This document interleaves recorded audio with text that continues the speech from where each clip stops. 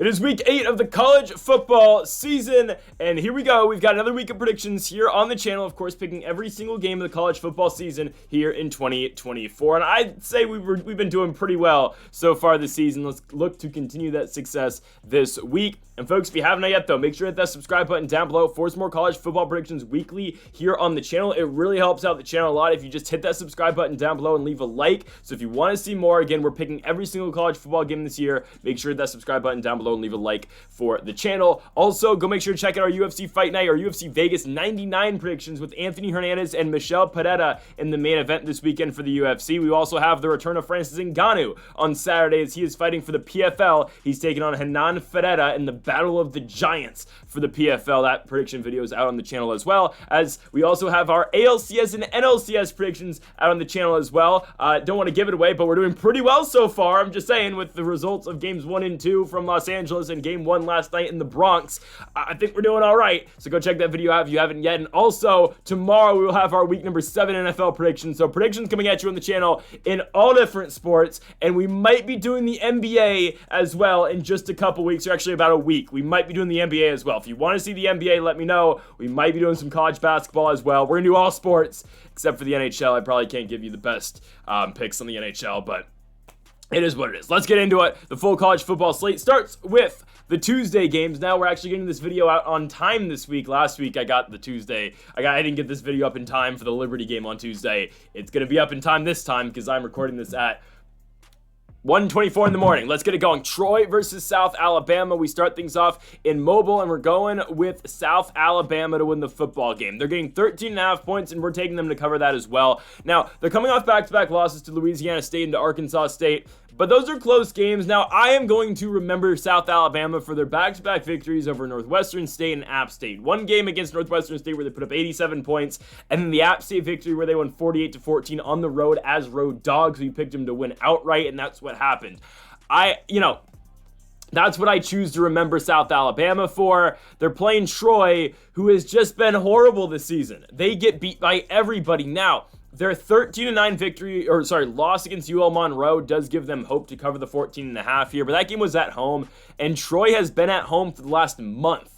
They had their first game of the year where they played at home against Nevada, lost, went to Memphis, to Iowa, lost both those games, beat Florida A&M, then lost back-to-back games to UL Monroe and to Texas State. They've been at home for about a month now. Now they have to go on the road on a Tuesday night at South Alabama. Yeah, give me the Jaguars to go out there and win this football game. I think they cover the 13.5. They've got the more explosive offense, and I just don't think Troy's able to keep up. So give me South Alabama. Next up, we've got Kennesaw State taking on Middle Tennessee. This is a horrible football game, guys. You've got the two worst teams in the CUSA, if I would say so myself, but the CUSA as a whole, guys, is just horrible. You've got Kennesaw State, you got Middle Tennessee, you got New Mexico State, and you got UTEP. All those teams are so bad. Now, again, the CUSA has its fair share of decent teams. I'm talking about Liberty, I'm talking about Sam Houston, and I'm talking about Western Kentucky. The rest of the schools in the CUSA are awful. There's a reason Western Kentucky's going to the Mid-American Conference within the next couple seasons. I don't know if it's happening next year or the year after that, but still, these teams are bad. Kennesaw State. Going into this one, I was actually going to take Kennesaw State to cover the 9.5, but then I took a deeper dive into what Kennesaw State has done this season.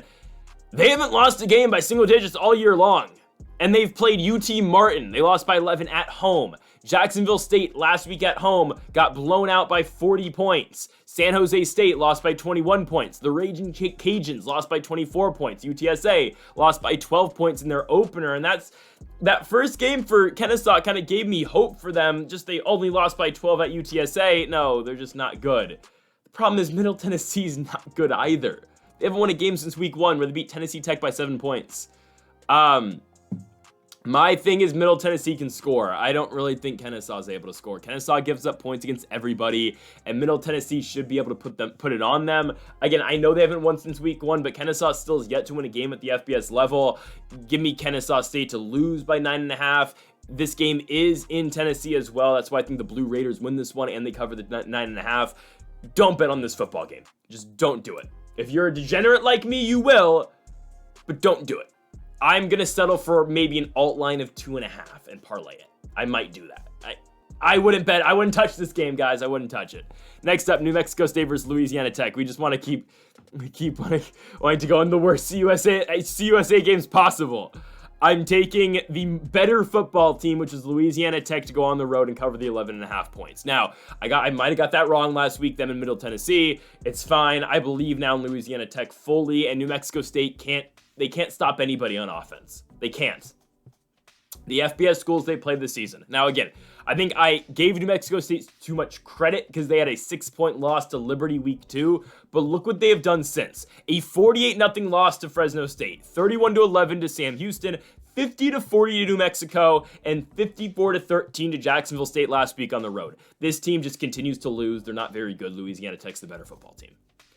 And I get it. Louisiana Tech hasn't played the best ball, but they shocked me last week beating up a Middle Tennessee. I think they're better. Evan Bullock's done a really good job since he's fully taken over as the starting quarterback of the squad. Again, the 48-21 victory last week. They had struggled in weeks prior. The loss to Tulsa by 3, the loss by 10 to NC State, the loss by 7 to FIU. I get that.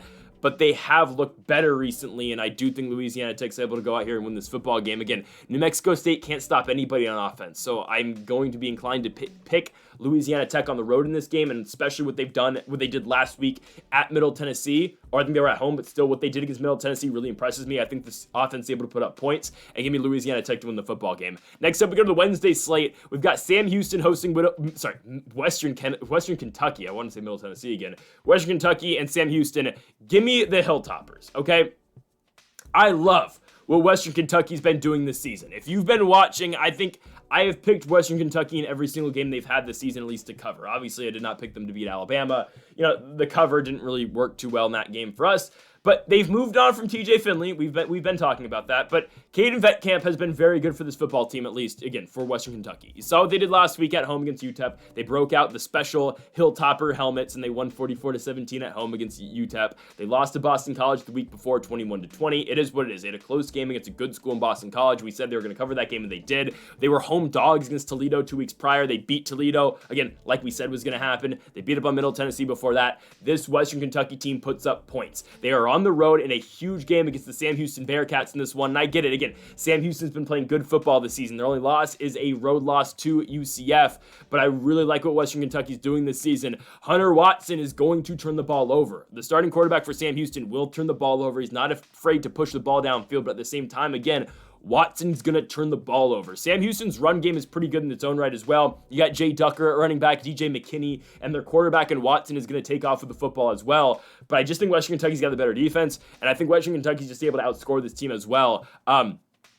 WKU has done fairly well against rushing offenses so far this season. I think this is a great spot for a road dog here. You're getting 3 points for Western Kentucky. You can keep the points. We're taking the Hilltoppers to outright win the football game. Give me WKU to go into Huntsville, Texas and win this one. They're the better football team. They have the more explosive offense. Give me the Toppers to win the game, and they're going to cover the 3 obviously as well. Next up, UTEP takes on Florida International.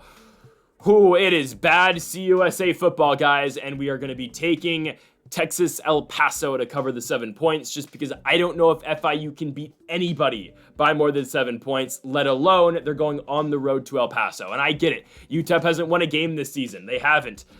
But I think they're able to keep it within 7. It's a short week, Wednesday game, weird things happen. I don't know. UTEP's coming off a huge loss to Western Kentucky on a Thursday night. They lost 44-17. Sam Houston 41-21. But, their loss at Colorado State by only 10 points gives me hope. Colorado State beat a very good football team last week in San Jose State, and we're going to talk about that later in this video. But that gives me hope for UTEP. And I get it. They lost to Southern Utah this season. But what has FIU done that's been impressive this year? They lost to Monmouth. They beat Louisiana Tech, lost to Liberty in a close game, which actually they played a lot better than I thought they were going to. But I feel like you go off that high of almost beating Liberty to now you have to come back down to earth and play UTEP. Don't get me wrong. I think FIU wins the football game. I just think 7 points is too much. I think UTEP will, to a certain extent, be able to keep up. I think their offense, who has played some decent defenses as of late, should be able to finally get going. Again, UTEP, I understand, again, they've not been good this season. They are 0-6. But I'll make the case they played 5 really good teams this season. Nebraska, for UTEP. Nebraska, Liberty, Colorado State, Sam Houston, and Western Kentucky. those are 5 tough games, man. And those are tougher games than FIU's played all season, with the exception of Indiana and Liberty. UTEP's played the way tougher strength of schedule, and I get it. They haven't won a game yet this season, and I don't think they're going to win one here, but I just think 7 points is too much. I think it's too much. I don't think FIU gets away from them by that much. I think FIU wins the game by a field goal, but give me UTEP to go out there and cover the football game. But again, I think FIU will straight up win the football game. Next up, Georgia State takes on Marshall. This one is in Huntington, West Virginia, and give me Marshall win the football game, and I think they cover as well. We're going to take them to cover the 9. Georgia State's been severely underwhelming after their win against Vanderbilt, and obviously you can look at where Vanderbilt has been soaring to. That's a team that should be in the top 25 that's just not, which is kind of ridiculous. But what Georgia State has done since the Vandy win, they lost to Georgia Southern by 17 points and lost to Old Dominion by 7 points. Now they're taking on a really good Marshall team. A Marshall team that I don't know if they're going to be in it to win the Sun Belt this season, obviously, with their loss to Georgia Southern. I don't know where Marshall really fits into that mix, but this is a team that's going to score. Again, watch their game against Appalachian State. I get it. App State's not playing great football this season. They're 2-4. I completely understand. But they were able to put up 52 points on App State in that football game. And this is an offense, again, that will score. And it's just a matter of how will they do against this Georgia State offense. A Georgia State offense that has been, somewhat lacking the last couple of weeks. I think it's a perfect opportunity for Marshall here. They're at home against the Georgia State offense, which simply put has been better in the past. And Marshall, again, they got Earl back at quarterback. I'm fine with that. It's obviously their run game and AJ Turner that's going to win them football games. And I think Turner is primed for a huge game this week. And Stone Earl's a guy who is primarily just a game manager. He doesn't really turn the ball over much. And he just does what Marshall asks him to do. And I think, again, it's going to be a very conservative game plan for them. But if AJ Turner is able to get going, I like Marshall a lot to go out here and win this football game and cover. I'm not really too high on Georgia State. So give me Marshall to go out there, win this game, and cover the 9 points as well. Next up, we go to the ACC. Virginia Tech taking on Boston College. Again, we're still in the Thursday slate. I think Boston College covers the 6.5 points. Who wins the football game? I'll be honest, it's kind of a toss-em for me. A flip 'em. Toss-em. Toss-up game. I don't know why I said toss-em. Toss-up game for me. Just because Virginia Tech, I get it. They played 2 really good back-to-back football games, right? They had the game that they probably should have won at Miami, and they beat up on Stanford. Again, they looked impressive in the Stanford victory, but you're supposed to look impressive against Stanford. We'll get to Stanford later on in this video when they're playing Southern Methodist. I might be going to that game this weekend just because, hell, it's a ranked team at Stanford and I can get in the building for $5. But Boston College goes to VTech in this one. Now, Thomas Castellanos is back, obviously. He got hurt in the Western Kentucky game. He played against Virginia in a game that Boston College lost. They have a bye week going into this one now on this Thursday night game. And I think, again, with that bye week, this team should be fully refreshed, and I think they should be able to put up a decent fight against Virginia Tech, who I think is getting a little too much respect right now. Virginia Tech was god-awful to start the season. They were really bad, and I get it. The Vandy loss is aging pretty well, but the loss at home to Rutgers isn't great, and Kyron Drones hasn't really put together a good performance since week number 1. In the game that they lost, that was the best Kyron Jones has looked all year. This offense, again, they have gotten going, but it's not been Kyron Jones. It's been Tootin in this run game that has really, again, in fairness to Drones as well, it's been him in the run game as well. But Kyron Drones hasn't been all that impressive so far this season. I think Boston College is, definitely able to stay into this football game. We talked about all the time with Boston College's 3-headed monster at running back with Ward, Richard, and Robichaux. Again, as long as some of those guys can get going, and again, Castellanos should be fully healthy going into this game and coming off the bye week. And I understood, again, he played last week against Virginia, 2 weeks ago against Virginia, and made some stupid mistakes in that game. I'm not going to lie. But again, full bye week going into this one. All the attention now for BC is on Virginia Tech, and I think they should be able to get their run game established in this one. Do I think they win? I don't know. I'm truly 50-50 on the winner of this football game, but I just think 6.5 points is too much, and I think Boston College will definitely cover it. So give me BC to go on the road to Virginia Tech and cover the spread. The winner of that game, you can make your own judgment on it. If you had to press me for a pick, I'd say VTech wins the football game, but very slightly. Okay, let's go to the Friday games now. We start with Duke and Florida State. I don't care how many strides to improvement Florida State has made. They are still 1-5, and I don't care. Duke, they're 5-1 and they lost to Georgia Tech last week. No, Duke is covering the 3 points. Okay? Duke is covering the 3. They haven't covered in back-to-back weeks. They lost last week 2 weeks ago to Georgia Tech by 10 points. They won the week before that against North Carolina by 1 point. They didn't cover. I don't care. Duke is going to beat up on Florida State. It's become a tradition now that I'm going to pick against Florida State anytime possible. And Florida State's got some rough sledding coming up. Duke this week on the road. Then they got to go to Miami. They play North Carolina. They play Notre Dame. They get a big victory over Charleston Southern later in the year. And then they got to play Florida in week number 13. This team at max is getting 3 victories this year. Maximum. Maybe they can beat Florida. I don't think they can. I think this team wins one more game the entire season. And I think Duke beats up on them. Again, this game is in Durham as well. Malik Murphy's been doing a great job, I would say, as the starting quarterback of this football team for Duke. Their run game couldn't get going last week against 2 weeks ago against Georgia Tech, and ultimately that's what lost them that football game. But if they can establish the run game, which many teams have been able to do against Florida State this season, they should be fine. Again, Florida State's defense isn't improved. Yeah, it's progressively throughout the course of the season it has been getting better. Brock Glenn, I think, is going to start this week. I think he should. I think Brock Glenn's going to be playing because DJ, didn't play last week or wasn't really, they had Brock Glenn going against Clemson. Yeah, I would assume they're going to go to Brock Glenn this week. They should. Does that fix their problems? No, it doesn't. It really doesn't at all. I think Duke's the better football team. Brock Glenn should be getting the start for Florida State. I really don't care. Duke's the better football team. I like what that offense is able to do. If they're able to establish the run, they should be fine. Give me Duke to go out there and win the football game and cover. Next up, Oregon takes on Purdue. Hear me out, guys. I'm taking Purdue to cover the 27.5. Now, I would love this spread if it's 28.5. I would be all over it. Actually, I would not be all over Purdue. But I would like the spread a lot if it's 28.5. 27.5 concerns me some. But I swear, Purdue's bipolar, man. You go out, you almost beat Illinois. Arguably should have won that football game. They ended up losing it by 1 in overtime, 50-49. Okay, that's fine. But the week before that, they go to Wisconsin, lose 52-6. The week before that, they lose by 18 to Nebraska. They go to Oregon State the week before that and lose by 17 points. Before that, they lost to Notre Dame by 59 points, 57 points.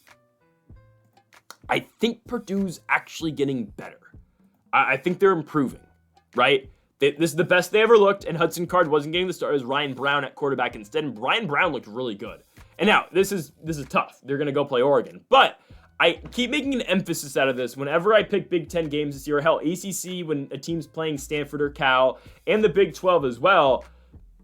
Home field advantage is such a big deal in college football now, and on top of that, Oregon's got to go to West Lafayette. I get it. That's, it could be worse for Oregon. Like, they're going to have later this year. Oh, no, they don't play. Sorry, Maryland goes to them. But still, like, it's tough. It's tough to go cross country, right? And it could be worse, right? You're just going from Oregon to the Midwest. But that's still a 5-hour plane ride all the way out there to Indiana. And, again, travel is a big deal. And don't get me wrong. Oregon's going to win the football game. We picked Oregon to beat Ohio State last week. I felt really good about that game, and that's what Oregon went out and they won it. Oregon is the number 2 team in college football right now. There's no chance in hell they lose to Purdue. I just think 27.5 points is too much for a team that's going to have to travel cross country. Sure, they're going to win the football game. Is this a trap game? No, it's not. It's not like they're looking ahead to Illinois, I would say. I don't think that's what Oregon's doing. But I just think it's a rough game, at least for them to cover 28 points. Now, if you can get plus 28 or plus 28.5, hammer it. Because the way Purdue played last week, this offense is able to put up points. I think they're able to stay within the 21-point range. Obviously, Oregon's going to blow them out. But again, Oregon has struggled to blow out some of these Big Ten teams so far. They haven't beat a Big Ten team yet by 28 points, right? Michigan, they beat by 21. UCLA, they beat by 21. They beat Oregon State by like 30-something, which is fine. That's one exception, but again, different. It's Oregon State. They beat Boise by 3 points. They beat Idaho by 10 points. They've only won one game this season by more than 4 touchdowns. I don't think this is going to be the second game. On top of that, because of the way Purdue played last week, because of Brown starting at quarterback now, I think they're much improved on offense. I think Purdue's able to move the ball downfield, and I think they're able to stay in the football game. Give me Purdue to cover. Obviously, Oregon's going to win. I'm not debating that at all, but I think Purdue does cover. And again, it's a Friday night. Weird things happen on Friday night. I'm just saying, Purdue covers. Oregon obviously wins. Next up, we go to Provo, and again, I'm not afraid to admit when I was wrong. I was wrong about Brigham Young. Okay. I thought they were kind of pretenders. Let's just be honest. I thought BYU were pretenders. They're not pretenders. They're a good football team, and the way I'm looking at BYU's schedule, guys, I think they're going to the playoffs. The way I break down the Big 12 for you right now, there's 4 really... BYU's going to have a tough game at Arizona State. Okay, so actually, I don't know if they're going to make the playoffs. That one's rough, because that's my saying. Ranked teams go to die in Tempe, Arizona. That's what happens. But there's the Big 10, man. The Big 12 is really good this year, man. There's some really good teams in the Big 12. They might not be getting the national notoriety like the Big 10 or the SEC is getting right now, but there's some really solid teams in the Big 12. BYU's playing great football. Iowa State's a top 10 team in the country, in my opinion. Texas Tech's looking really good. K-State just went to Colorado and won. They're looking great. Arizona State's looking great as well. Cincinnati, I want to give a shout out to them. Brendan Sorbsy and the guys are playing really well over there. And you always got to look at Colorado as a serious threat as well, a team that can beat anybody, right? And that's not to mention West Virginia, Arizona. Like, these teams, like, yeah, West Virginia, Arizona are not going to the Big 12 championship game. They're not going to make a run at anything. But those two teams can really still shock you. And now Oklahoma State was supposed to be one of these teams at the beginning of the season that was supposed to be the winners of the Big 12, or they were gonna be a team that's gonna make a run in this conference. And I didn't even talk about Utah too, who is probably out of it in the running for the Big 12, but they're only 4-2. Like, they're not playing horribly. I'll get to Utah later with Cam Rising and whatnot. I have a lot to say about them. But Oklahoma State's been severely underwhelming this season, right? I mean, Ollie Gordon should have gone to the NFL. It's actually horrible what's happened to him. I mean, he's averaging 3 yards a carry. He's got 384 yards in 6 games. It's rough. It's really rough for Ollie Gordon. I mean, his high this season was week 1 where he put up 126 yards. We're like, all right, Ollie Gordon's back. No. After that, his highest rushing game of the season, 76 yards against K-State. Ollie Gordon's not been the same guy. Again, he should have gone to the NFL. He went from being a 2nd to 3rd round pick to now he's going to be, a 5th or a 6th. It's just rough. I think they've just kind of worn him out over there at Oklahoma State. Brigham Young should be able to boat race this team, I think, which is a crazy statement I didn't think I was going to be saying.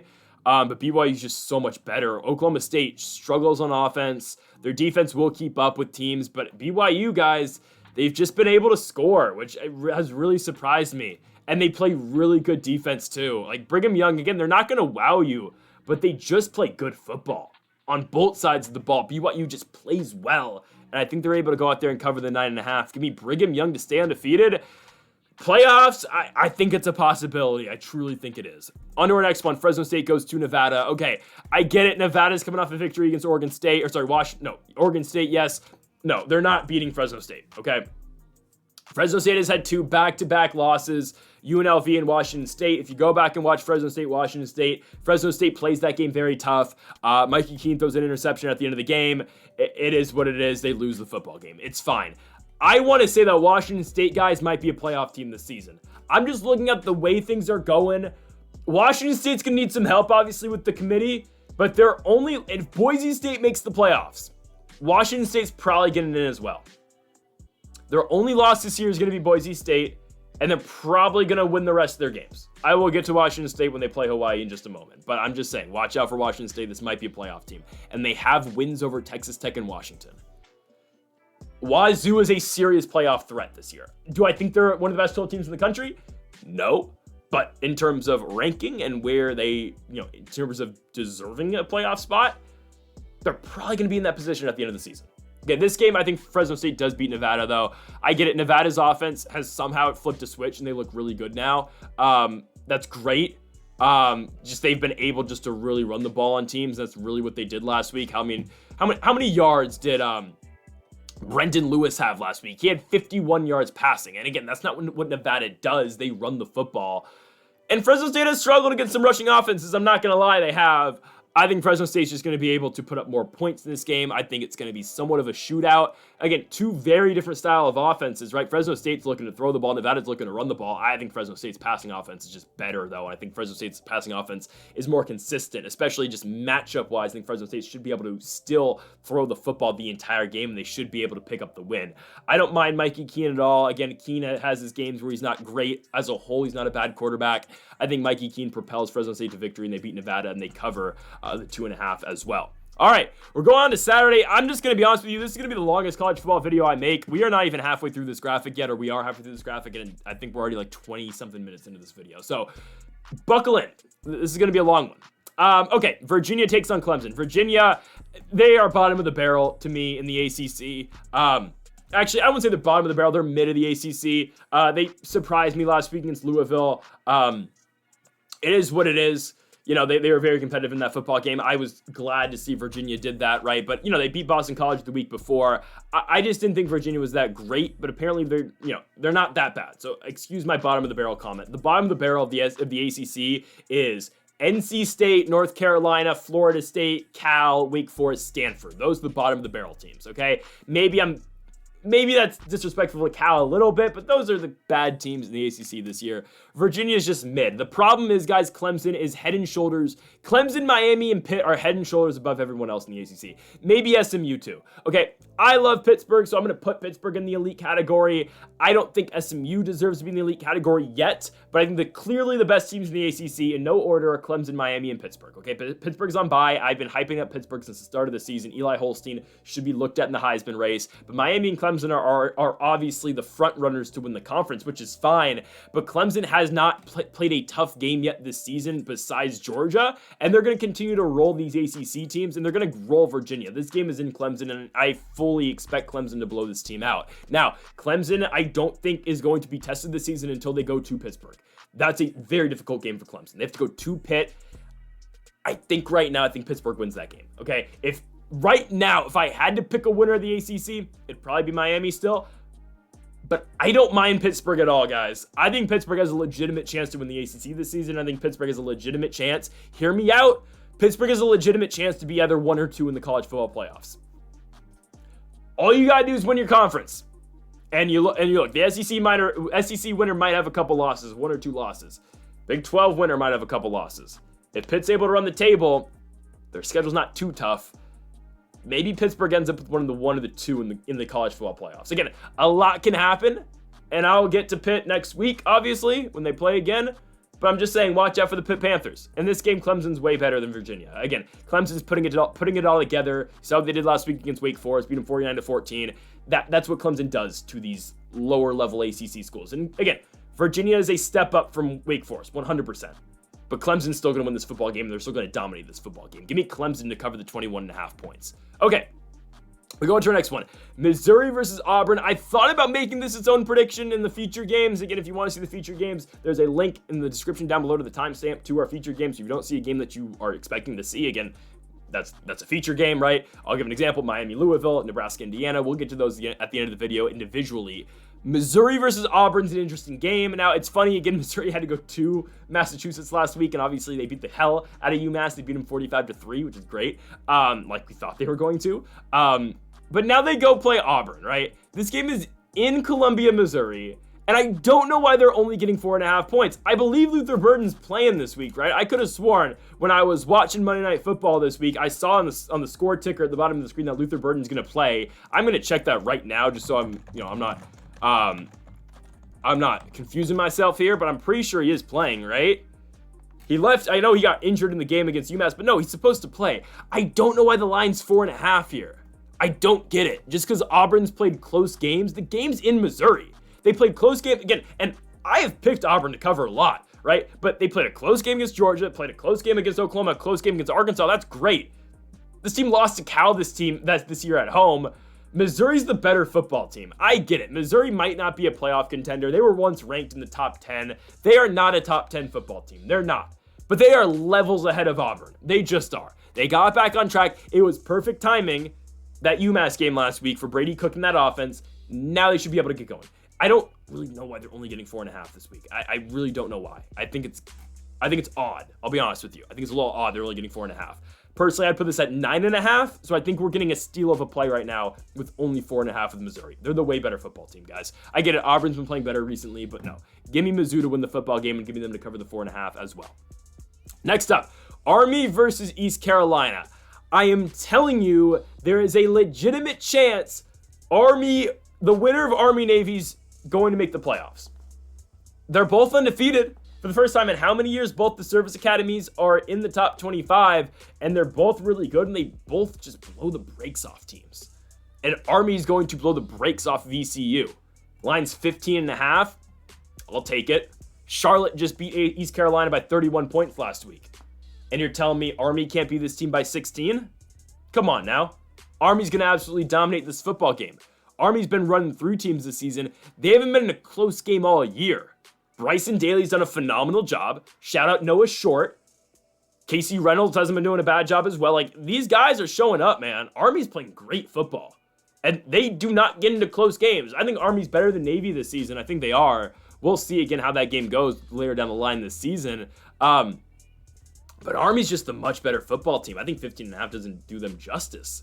They have, again, my thing is Army hasn't been a close game all season long, and ECU just got blown out last week to Charlotte. I think Army blows them out. Give me West Point to go out there and win this game by 15.5 or over 15.5. They should easily do it again.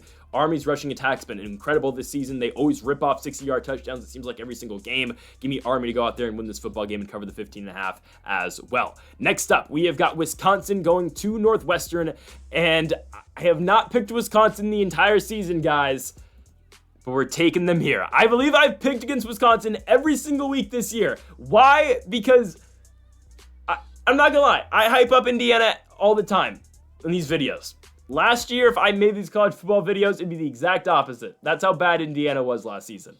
And I would always, anytime a team would go to Bloomington, I would sit at Memorial Stadium and I would cheer against the Indiana Hoosiers, because I always bet against them because it was a money glitch.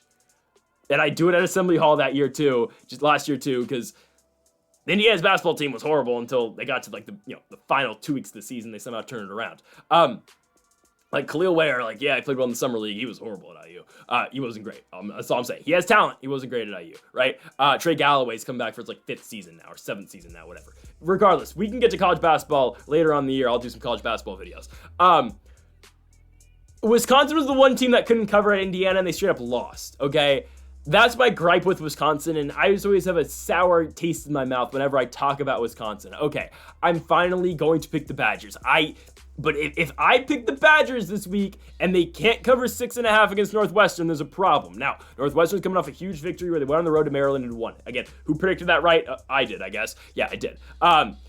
That's great. Wisconsin's a better football team. I think they are. Okay, and again, I have crapped on Wisconsin all season long. I am willing to admit I am kind of wrong about Wisconsin. Look what they've done recently. Since losing to Bama, their only losses are Bama and USC, which I get it. USC's not what we thought USC was this season, but a 52-6 victory over Purdue, a 42-7 victory over Rutgers on the road in New Jersey. Yeah, it's time for me to forego whatever I think about Wisconsin and pick them. Give me the Badgers to go to Northwestern and win the football game. I don't think Northwestern's bad. I think Wisconsin wins the game, though, by 2 touchdowns. Next up, UCLA goes to Rutgers. Again, home field advantage is a big deal. Again, UCLA has to go cross-country all the way to New Jersey and play Rutgers. That's difficult. It just simply put, that's so extremely tough for them, guys. UCLA has not been playing exceptionally well football either. I get it. They were competitive against Minnesota last week, but Max Brosmer with a big touchdown at the end of the game won that game for Minnesota. UCLA can stay competitive with Penn State. I get that. They have been a team that's been able to cover recently. This is rough. Again, I know Rutgers hasn't played great football either. They were 4-0. They're coming off a huge victory on a Friday night over Washington, and they lose to Nebraska. They lose to Wisconsin. Now they're 4-2. I get it. I think they're able to get back on the right track this week. Their passing attack's been absolutely horrible in those 2 losses. They haven't really been able to get the run game going either. If there's ever a team that Rutgers will get it going against in the Big Ten, it's going to be UCLA. UCLA doesn't play exceptionally great football. They've been looking better. I'll give credit to Ethan Garbers. He has been better, at least recently, but his turnovers are still a huge problem. Again, he's got 4 touchdowns and 9 interceptions this season. It's a problem for Ethan Garbers. He is going to get the start this week. But UCLA, again, they have 1 win all season. It's when they went on the road week 1 and barely got by Hawaii. And I get it. Hawaii is a tough place to go out there and win on the road. But still, guys, UCLA hasn't won a game this season other than that Hawaii game. I don't think they win one here. Rutgers is much better. I think this is the game for Kalamankis and this Rutgers Scarlet Knights offense to get going. Give me Rutgers to win this game at home and to cover the 4 points as well. Next up, Wake Forest goes on the road to Connecticut to East Hartford to take on the Huskies. Give me UConn. All right, I'm in on UConn. I am in on the UConn Huskies. I don't think this is a bad team. Again, I picked against them once. I very definitively picked against them once. I picked Buffalo to beat them. Again, I'm willing to admit when I was wrong. Okay, I was wrong about UConn. I picked them since, and they didn't cover against Temple, but it's fine. I think UConn's a good football team. I don't think Wake Forest is a good football team. Their wins this season are North Carolina A&T, doesn't count, and NC State, doesn't count. NC State's horrible. And I don't think Hank Bachmer's the issue. I really don't think their run game's all that bad either. They just don't play good defense. Like, hell, look at the game they lost against the Ragin' Cajuns. They lose 41-38. Like, again, Bachmer doesn't play bad. Claiborne, their running back, has a decent day. It's just they don't get stops. Wake Forest scored 38 points that game and lost 41-38, right? The Virginia game in week 2, Bachmar had 403 yards, but they lost 31-30. Their defense isn't very good, and UConn puts up points. Look what they've done. Again, Joe Fagano in this offense has been doing pretty well. 29 points against Temple, 47 against a great team in Buffalo. Okay, not about great, but a good team in Buffalo who I think has a very good chance to win the Mid-American. 48 points against FAU, 21 against Duke on the road. That's not horrible. I don't think UConn's that bad. I think they're able to put up points on Wake Forest. I think it's a shootout, but ultimately, I think UConn gets the edge in this one. I think UConn wins this game by 3. I would not be surprised if the final score of this game is like 49-46 or something like that, 49-45. But I do think UConn slightly gets the edge in this one. 1.5, it's essentially a pick 'em. Give me UConn to go out there and win the football game. Next up, we have got Louisiana going on the road to Coastal Carolina. Give me the Raging Cajuns to cover the 3.5 points. Coastal Carolina was very underwhelming last week in their loss to James Madison. I thought it was a perfect opportunity for Coastal to, kind of just catch JMU off guard after JMU didn't look all that impressive the week prior to UL Monroe. But JMU beat their ass. They beat them 39-7, and I was very disappointed in Ethan Vasco and Coastal Carolina. Now, for Louisiana, their only loss this year is to Tulane, right? That's a non-conference game. I think, again, the Sun Belt West is going to come down to the final week of the season when Louisiana plays UL Monroe. Personally, I think that's what it comes down to. Texas State's a really good football team, too. I think they're involved in the picture. But I do think those teams are slightly better. Maybe Texas State has a chance, I think, to beat UL Monroe. But I definitely think Louisiana is the best team currently in the Sun Belt West, right? In the East, I think it's obviously JMU. I get it. Georgia Southern still hasn't lost a game yet. But I do think JMU is the better team. Okay, and again, I completely understand James Madison's lost to UL Monroe. We'll see. Again, Georgia Southern is going to play James Madison this week, and we're going to talk about that in just a second. But that game's probably going to determine who wins the Sun Belt East. Okay, regardless, we'll get to that later. I think Louisiana is the better team between them and Coastal. I just think they are. I think they're able to put up more points. Ben Wooldridge's been doing pretty well for Louisiana this season. I just think they're all around the better football team. They should be able to cover the 3.5. Okay, we go on to our next one, South Carolina versus Oklahoma. This is now an SEC game, so you got 2 SEC schools. I'm actually going to be taking the team on the road here. Give me South Carolina. Give me the Cox. Give me South Carolina to cover the 3 points. They looked really impressive last week, right? It was a good performance for them against Alabama. They didn't win, but they were in a position to win at the end of the football game. Obviously, they covered the onside kick. They missed the 2-point conversion, but they got the onside kick, and they just couldn't score on that last drive. That's fine. South Carolina, Lenora Sellers did all right last week. They did what they needed him to do. My thing is Oklahoma is just, I think they're really bad. I think they are. Jackson Arnold obviously is not starting. It's Michael Hawkins.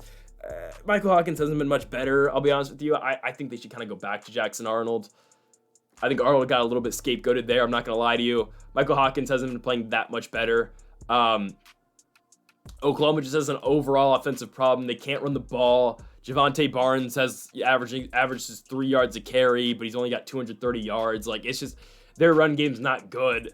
I don't think Oklahoma's offense has set them back in every single game they played this season, and what's to say it's not going to in this game against South Carolina. What I do know about the Gamecocks is they are an ever-evolving offense that, I know they laid an egg in the Ole Miss game a couple weeks ago, but we have to be kind of willing to rely on what they're able to do and what they're able to, improve upon from last week against Alabama. Lenora Sellers was able to get the ball downfield that game. I like South Carolina in this one. I do. I think they go on the road and they go to Oklahoma and win. I am not high on Oklahoma at all right now. Give me South Carolina to go on the road and cover the 3 points. Next up, we go to the MAC. Eastern Michigan takes on Central Michigan. Now, EMU they disappointed me last week. As my camera is disappointing me right now. There we go. Yeah, it was rough. A 38-14 loss at home against Miami of Ohio. I felt really good in the play. We had Eastern Michigan at home as dogs. I loved it. And they just laid an egg for us. They can't lay an egg back-to-back weeks. Central Michigan's not good, guys. They lost to Ohio by 2 points. They beat Ball State, who's horrible. They couldn't even cover against Kent State. And they beat San Diego State, who is horrible too. Central Michigan's not good. Eastern Michigan had a horrible week last week. I understand it. They couldn't move the ball downfield. They stalled out every single time they got into plus territory. I think they're going to be better this week with Cole Snyder and company. I think Eastern Michigan wins it. They are 1.5-point favorites. I think they'll cover. I think they'll win the football game. Next up, we go to Temple as they will be hosting Tulsa over, of course, in Philadelphia. This one is at Lincoln Financial, as Temple's games are at times. Right? I'm pretty sure. I'll be honest, I don't think I've sat down and watched Temple game this year except for the game against Army, and that one was at Lincoln Financial, so that's the only Temple game I've actually sat down and watched this season, just because Temple plays really low-level football. I'm just going to be completely honest with you. They've won one game this season. They beat Utah State, but Utah State plays really low-level football as well. It's just the unfortunate truth about these teams. And in a game like this, both these teams, Tulsa and Temple, Tulsa, I think Temple actually wins. I think they cover. Just because the game's in Philadelphia, I think it's a bigger deal for Temple with this game being at home for them. Tulsa's coming off a game where they lost by 42 points at home against Army. They lost. They got beat up by North Texas before that. Oklahoma State. Again, I know those are tough teams for Tulsa to play, but still, Tulsa's just played really bad football this season, and Temple as a whole hasn't looked much better, I'm going to be honest with you. But since this game is on the road for Tulsa, I think Temple does win it. My rule of thumb usually is, again, when both teams are really bad, if the odds or if the line is pretty close, just take the home team, because, again, Tulsa got to deal with all that travel going all the way from Oklahoma to Philadelphia. That's not a short flight. It's not that short. I think Temple goes out and wins the football game. I think these teams are very even, but I do think Temple just does enough. I'm not impressed with anything either of these teams do. I'm going to be completely honest with you. I'm not going to be watching. I'm just going to say it straight up, but I think Temple wins. I think they cover the 2.5 as well. Next up, we go on to Charlotte as they go on the road to Navy. I usually don't pick against the Naval Academy, and I usually don't pick against Army. As of late, I haven't. I'm not saying Navy's not winning this football game. They are going to beat Charlotte. I just don't think they cover this football game. I don't think they do. Charlotte's played decent football this season. They had a bad start to the year, but look at the teams they lost to. James Madison, sure, North Carolina is not great this season, but James Madison, North Carolina, the Gardner-Webb victory by 1 point's not great. Lost to Indiana as expected. IU's going to go out there and win the Big Ten this season. And then last week, though, surprisingly went out and blew out East Carolina. So I don't think Charlotte's as bad. I think they're getting a lot better, at least as the season's gone on. This team has got better. I like what they're doing. I like what Charlotte's doing. They're putting up points with Deshaun Purdy and company, and look at what Navy's done. Obviously, Navy's blown out everyone this season, but I just think 17's a little bit too much. Again, I said it earlier in the video, I think Army is better than Navy. Again, I think both the teams are very solid this season, but I think Army just as a whole has the better offense. They are able to rip big runs more effectively. I think Bryson Daly's the better quarterback between him and Blake Horvath. Personally, I think Bryson Daly's a little bit better, even though, yes, Horvath is a better thrower of the football. I think as a whole, running the option, I do think in running their styles of offenses, yes, I think Daly's slightly better. Not to say Navy's not winning this football game. Navy's 100% beating Charlotte. I just think Charlotte's able to stay in the football game. So give me Navy to win, but Charlotte to cover the 17 points, because that's just a lot. Again, Navy can win this game by 2 touchdowns and still not cover.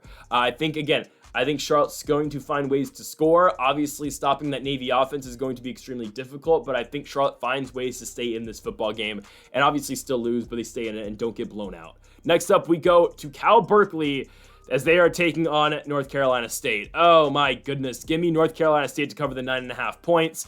I don't know if Cal can beat anybody by 10 points. I think Cal's definitely going to beat NC State, and I get it. NC State is atrocious. They are so bad.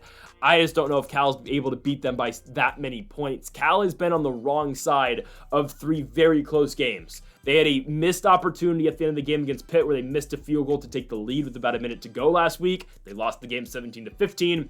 Pitt didn't cover, whatever, they won. They had a game where they lost by 1 point, obviously, to Miami. They blew that huge lead. And the week before that, if their kicker could make a field goal, seems like a trend, they would have beat Florida State in Tallahassee. Now, where are we for California?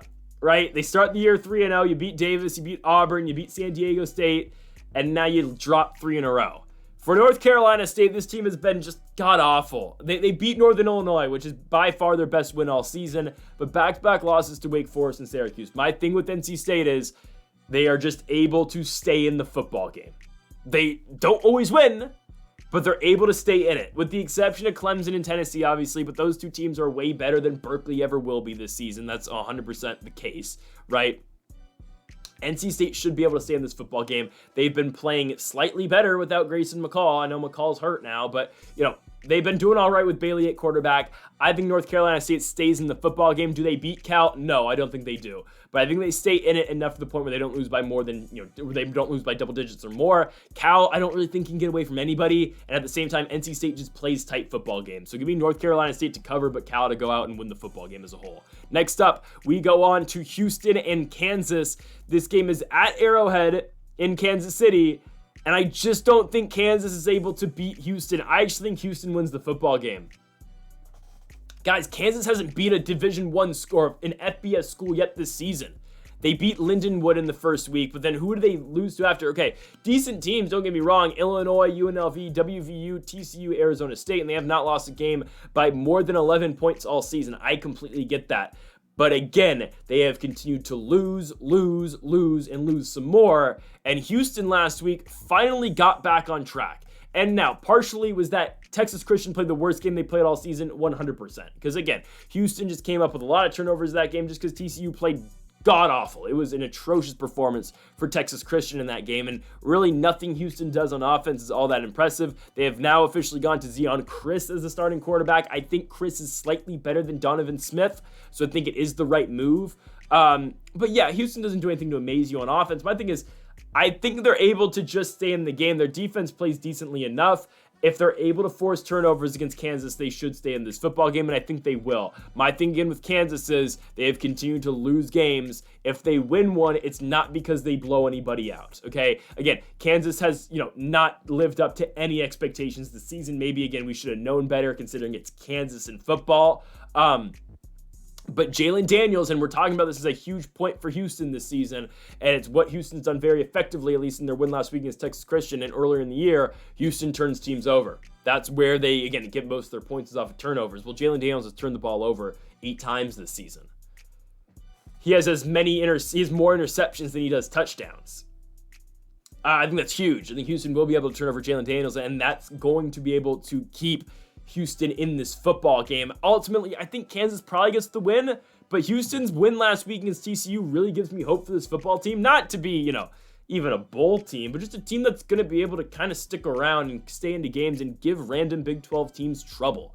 So give me Houston to cover the football game, but Kansas to go out there and win. Next up, we go to Pullman, where we've got Washington State hosting Hawaii. I'm taking Washington State to cover the 19.5, and I mentioned it earlier, and now we're going to officially talk about it. Yeah, guys, Washington State, if everything falls in the right direction for Washington State, they are hurt to the fact that they don't play a Pac-12 championship game because obviously the Pac-12 doesn't have enough teams, but they can kind of crown themselves Pac-12 champs if they just straight up beat Oregon State the second to last game of the season. If they go to Corvallis and beat Oregon State, they can again just crown themselves Pac-12 champs.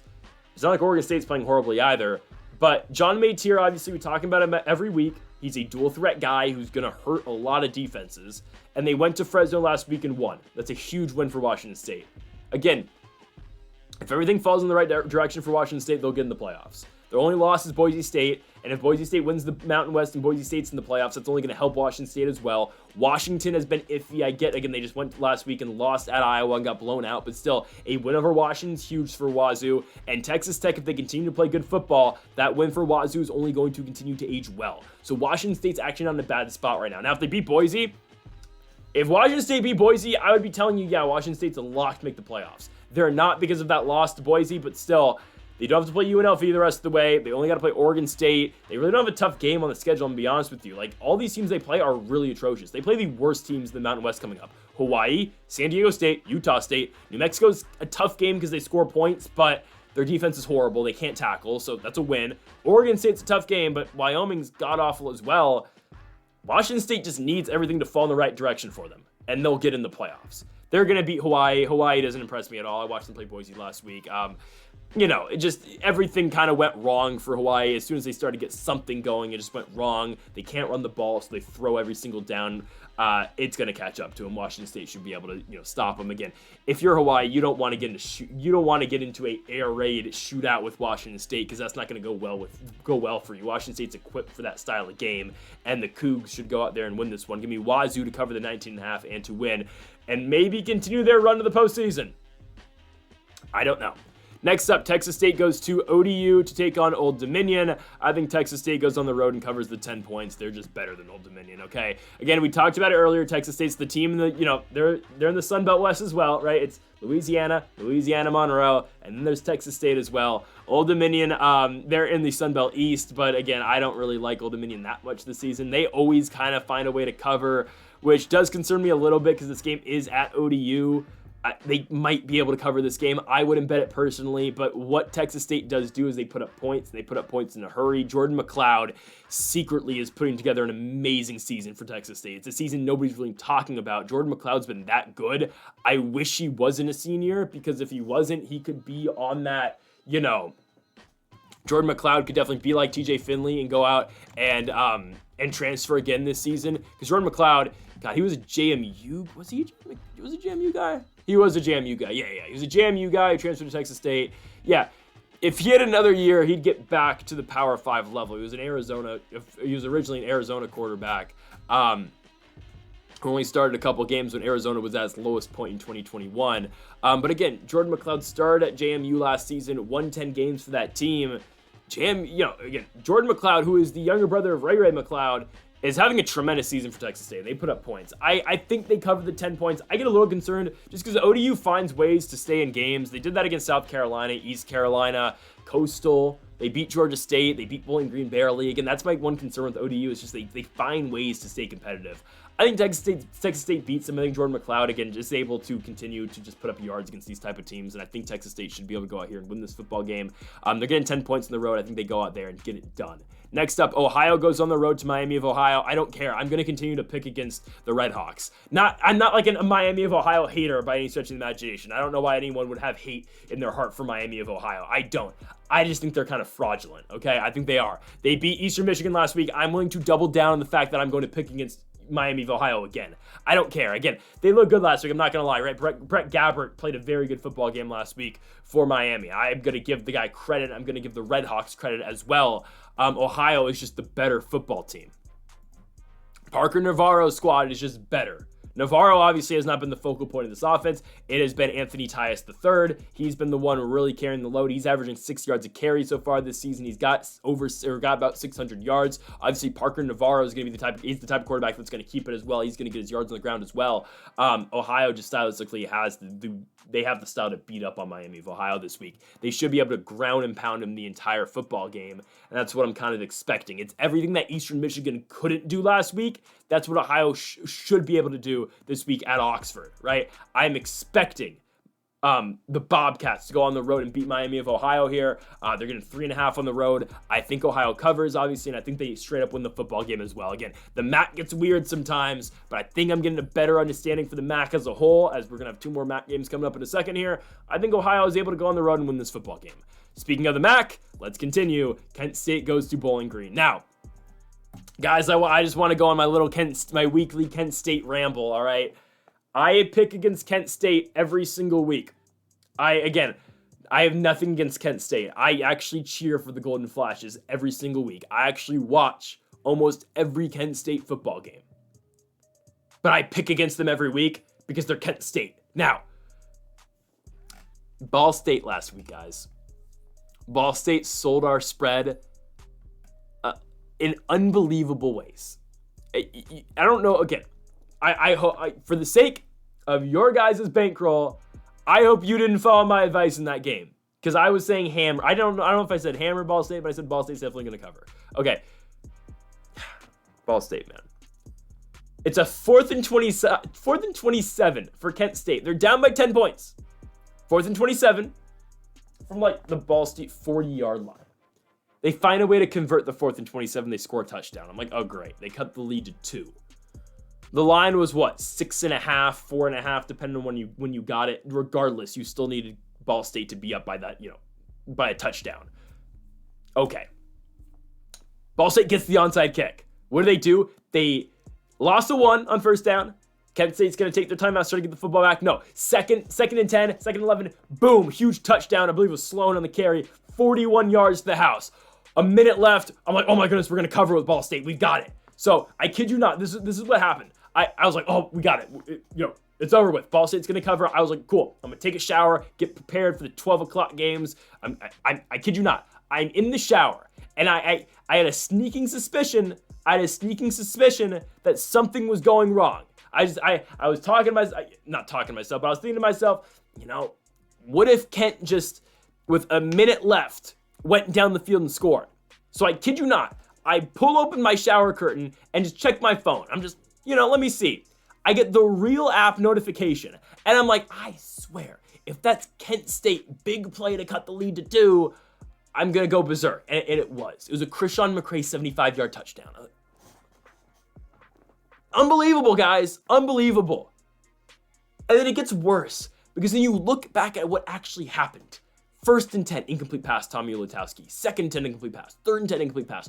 4th and 10, incomplete pass. Kent State's off the field, or Ball State's defense is off the field. The game's over. No, they're going to roughing the passer, and it doesn't matter. Oh my goodness. And then right after, Krishan McCray breaks the 70-yard touchdown. Shout out to McCray. He had a 213-yard game last week, but oh my goodness. Sorry, I'm going to spend 5 minutes talking about Kent State, but I had to retell my story about Kent State last week. It's ridiculous. Now, again, serves me right, because I bet against this football team every single week. I'm going to be completely honest with you. But we're picking the Golden Flashes this week, guys. We are. We're picking the Golden Flashes this week. Just because Bowling Green can't beat anybody by 21 points. You want to talk about Ball State's bad? Well, guys, Bowling Green's horrible too. Bowling Green only gets credit and only gets respect with the lines because they had a close game against Penn State, they had a close game against A&M, and that's it. They had a close game against ODU, they lost. They beat Akron, who might be worse than, no, they're not worse than Kent State, but not very great. And they lost to NIU 17-7. My thing is, can Bowling Green even score? Okay, we can expect Kent State to score 7 points. Okay, we can expect them to score 7 points. Can Bowling Green score 28 points? They haven't done that yet this season against a FBS school. They haven't done it. I'm expecting Kent State to score at least 7 points. I'm gonna go hot take here. I think Kent State's able to score 10 points. Tommy Ulatowski loves throwing to Krishan McCray, and Krishan McCray is a very good receiver. He's a sophomore receiver at Kent State who's probably going to enter the portal if I had to guess. He always does it in college football 25. That guy, if you get the ball in his hands, he is a tough guy to stop. I think Kent State's got something, guys. I'm just saying, 21 points is way too much. Give me the Golden Flashes. I'm picking Kent State for the first time this season. Give me Kent State. Not to win, but they're going to cover. I actually think this is like a 7-point game. I'll be honest with you. I think it's a 7, max 14-point game that I actually think Kent State kind of stays in. I get it, they're going on the road, but going from Kent, Ohio to Bowling Green, Ohio. I don't know my Ohio geography that much. I'll be honest with you, I don't. But I don't think that's that far. I don't think. Wait, Bowling Green? I know Kent's close to... They're really close to, not Ball's in Indiana. Close to Akron, right? I think. Or they're close to Bowling Green. I don't know. It doesn't matter. They're going on a bus. They're not going more than 3 hours. Or probably not more than 2. Give me Kent State to cover. And I just spent 5 minutes talking about the Golden Flashes versus Bowling Green. That's incredible. Next up, hey, my guys. I have a lot to say about the MAC. I should just do a weekly MAC show where I only talk about the MAC. And I just upload the video. MAC predictions. Because I love me some MACtion. Because we're taking Buffalo to cover at home and to win. They're underdogs at home. Guys, whenever we get Buffalo as underdogs, we take it. We take it. We took it last week. And what happened? Again, I take Buffalo every week. Now, again, sure. Was I wrong on my UConn pick against Buffalo? Sure. But guys, Buffalo beat Toledo. And Toledo's looked at as one of the favorites in the MAC. Guys, no, Buffalo is the favorite to win the MAC. I don't give a damn. They lost to UConn. Who cares? They went on the road, lost in Hartford. Who gives a damn? UConn's going to go do great things this season. That wasn't a MAC game. Buffalo's fine. We're fine with the Bulls, guys. They lost to Missouri. Who gives a damn? Non-conference. Lost to UConn. Who gives a damn? Non-conference. Guys, let's look at Buffalo's remaining schedule. Tell me who they lose to. Western Michigan, no. Ohio, no. Akron, definitely not. Ball State, definitely not. EMU, kind of tough, but I just saw EMU lay an egg last week. I think they win. Kent State, I think Buffalo wins. Buffalo's going, or definitely Buffalo beats Kent State at home. Buffalo's going to the MAC championship this season, guys. It's going to be Buffalo, and it's going to be Ohio, probably, I think. So even if they lose the Ohio game, who cares? They're probably still going to go to the MAC championship anyway because they have the tiebreaker over Toledo. Put some respect on Buffalo's name, at least in the MAC. Now, again, the UConn game, we're not going to talk about it, but I think they actually beat WMU. Western Michigan has not impressed me at all, guys. So many teams are able to put up points against Western Michigan. I like Western Michigan's offense, actually. Jaden Nixon, Hayden Wolf, like, those guys are able to score, but their defense can't stop anything. So this is a shootout that Buffalo is just simply going to win. This game is in Buffalo. Not really, it's not, it's kind of a drive, or kind of a, it's like a 2-hour plane ride. 1 hour. 2 hours. 2.5. But still, I like what Buffalo's able to do on offense. Western Michigan can't stop anything. Anybody's able to score against Western Michigan. Even the bad offenses score against Western Michigan. Akron scored against Western Michigan. Ball State was able to score against Western Michigan. Bethune-Cookman was cooking and scored 31 points against Western Michigan. Teams are able to score against this Broncos team, and I think the Bulls are going to be able to do more than enough to win this football game. Guys, last time I said that Buffalo was a lock, it wasn't great, but this is a lock. We're taking the Bulls, and they are going to dominate this football game at home. We keep riding with Buffalo every single week, and I'm going to continue to do that this week. Give me the Bulls to beat Western Michigan as we have more action. Toledo versus NIU. Give me NIU. I know it's just hyping up Buffalo beating Toledo, but this game's at Northern Illinois. I think Northern Illinois is slightly the better football team. Their offense does leave a lot to be desired, I'm going to be honest with you, but they play good defense, and Toledo has struggled as of late, right? They beat Miami of Ohio. Last week, they didn't have their starting quarterback, right? Tucker Gleason was not playing. It was John Allen Richter instead. And honestly, John Allen Richter didn't play all that badly. They got Newton at receiver as well. Like, Toledo's not a bad football team. I just think NIU is able to stop this offense. I think Northern Illinois should be able to play good enough defense to just, again, be able to play from ahead this entire football game. I think it's going to be a close game, don't get me wrong, but the line's 2.5, so I'm not afraid to take it for Northern Illinois in this one. They can win this game by a field goal and obviously cover, and that's what I'm kind of expecting, honestly, in this game. I do think it's going to be a touchdown win or field goal or touchdown victory for Northern Illinois, right? They just run the ball pretty much all the time now. They went to Josh Holst last week instead of Ethan Hampton. It is what it is. They're a run-first offense with Gavin Williams and with Antario Brown. That's what they're going to do. They should be able to run the ball up and down the field against Toledo, and I would expect it to happen. So give me Northern Illinois to cover and to win as well. All right, we're finally out the MAC. We go to UAB taking on USF. Kind of a tricky game to pick, if I'm being honest with you, just because UAB gets beat up by everyone, but USF kind of just gets beat up as well in their own right. This is where USF, goes from getting bullied to being the bully. UAB is just atrocious this season, guys. Just listen to the point totals teams have put up against them. And the weird outlier is their game at Arkansas, where they only lost by 10 points. But other than that, right, losing 41-18 to Navy, 71-20 against Tulane, 44-10 against Army. I get it. 2 of those are Service Academy games, but who gives a damn? South Florida should dominate this football game. It's time against South Florida finally gets a win. They finally get things going. This offense hasn't been great. They went away from Byron Brown last week, and they went to Bryce Archie instead.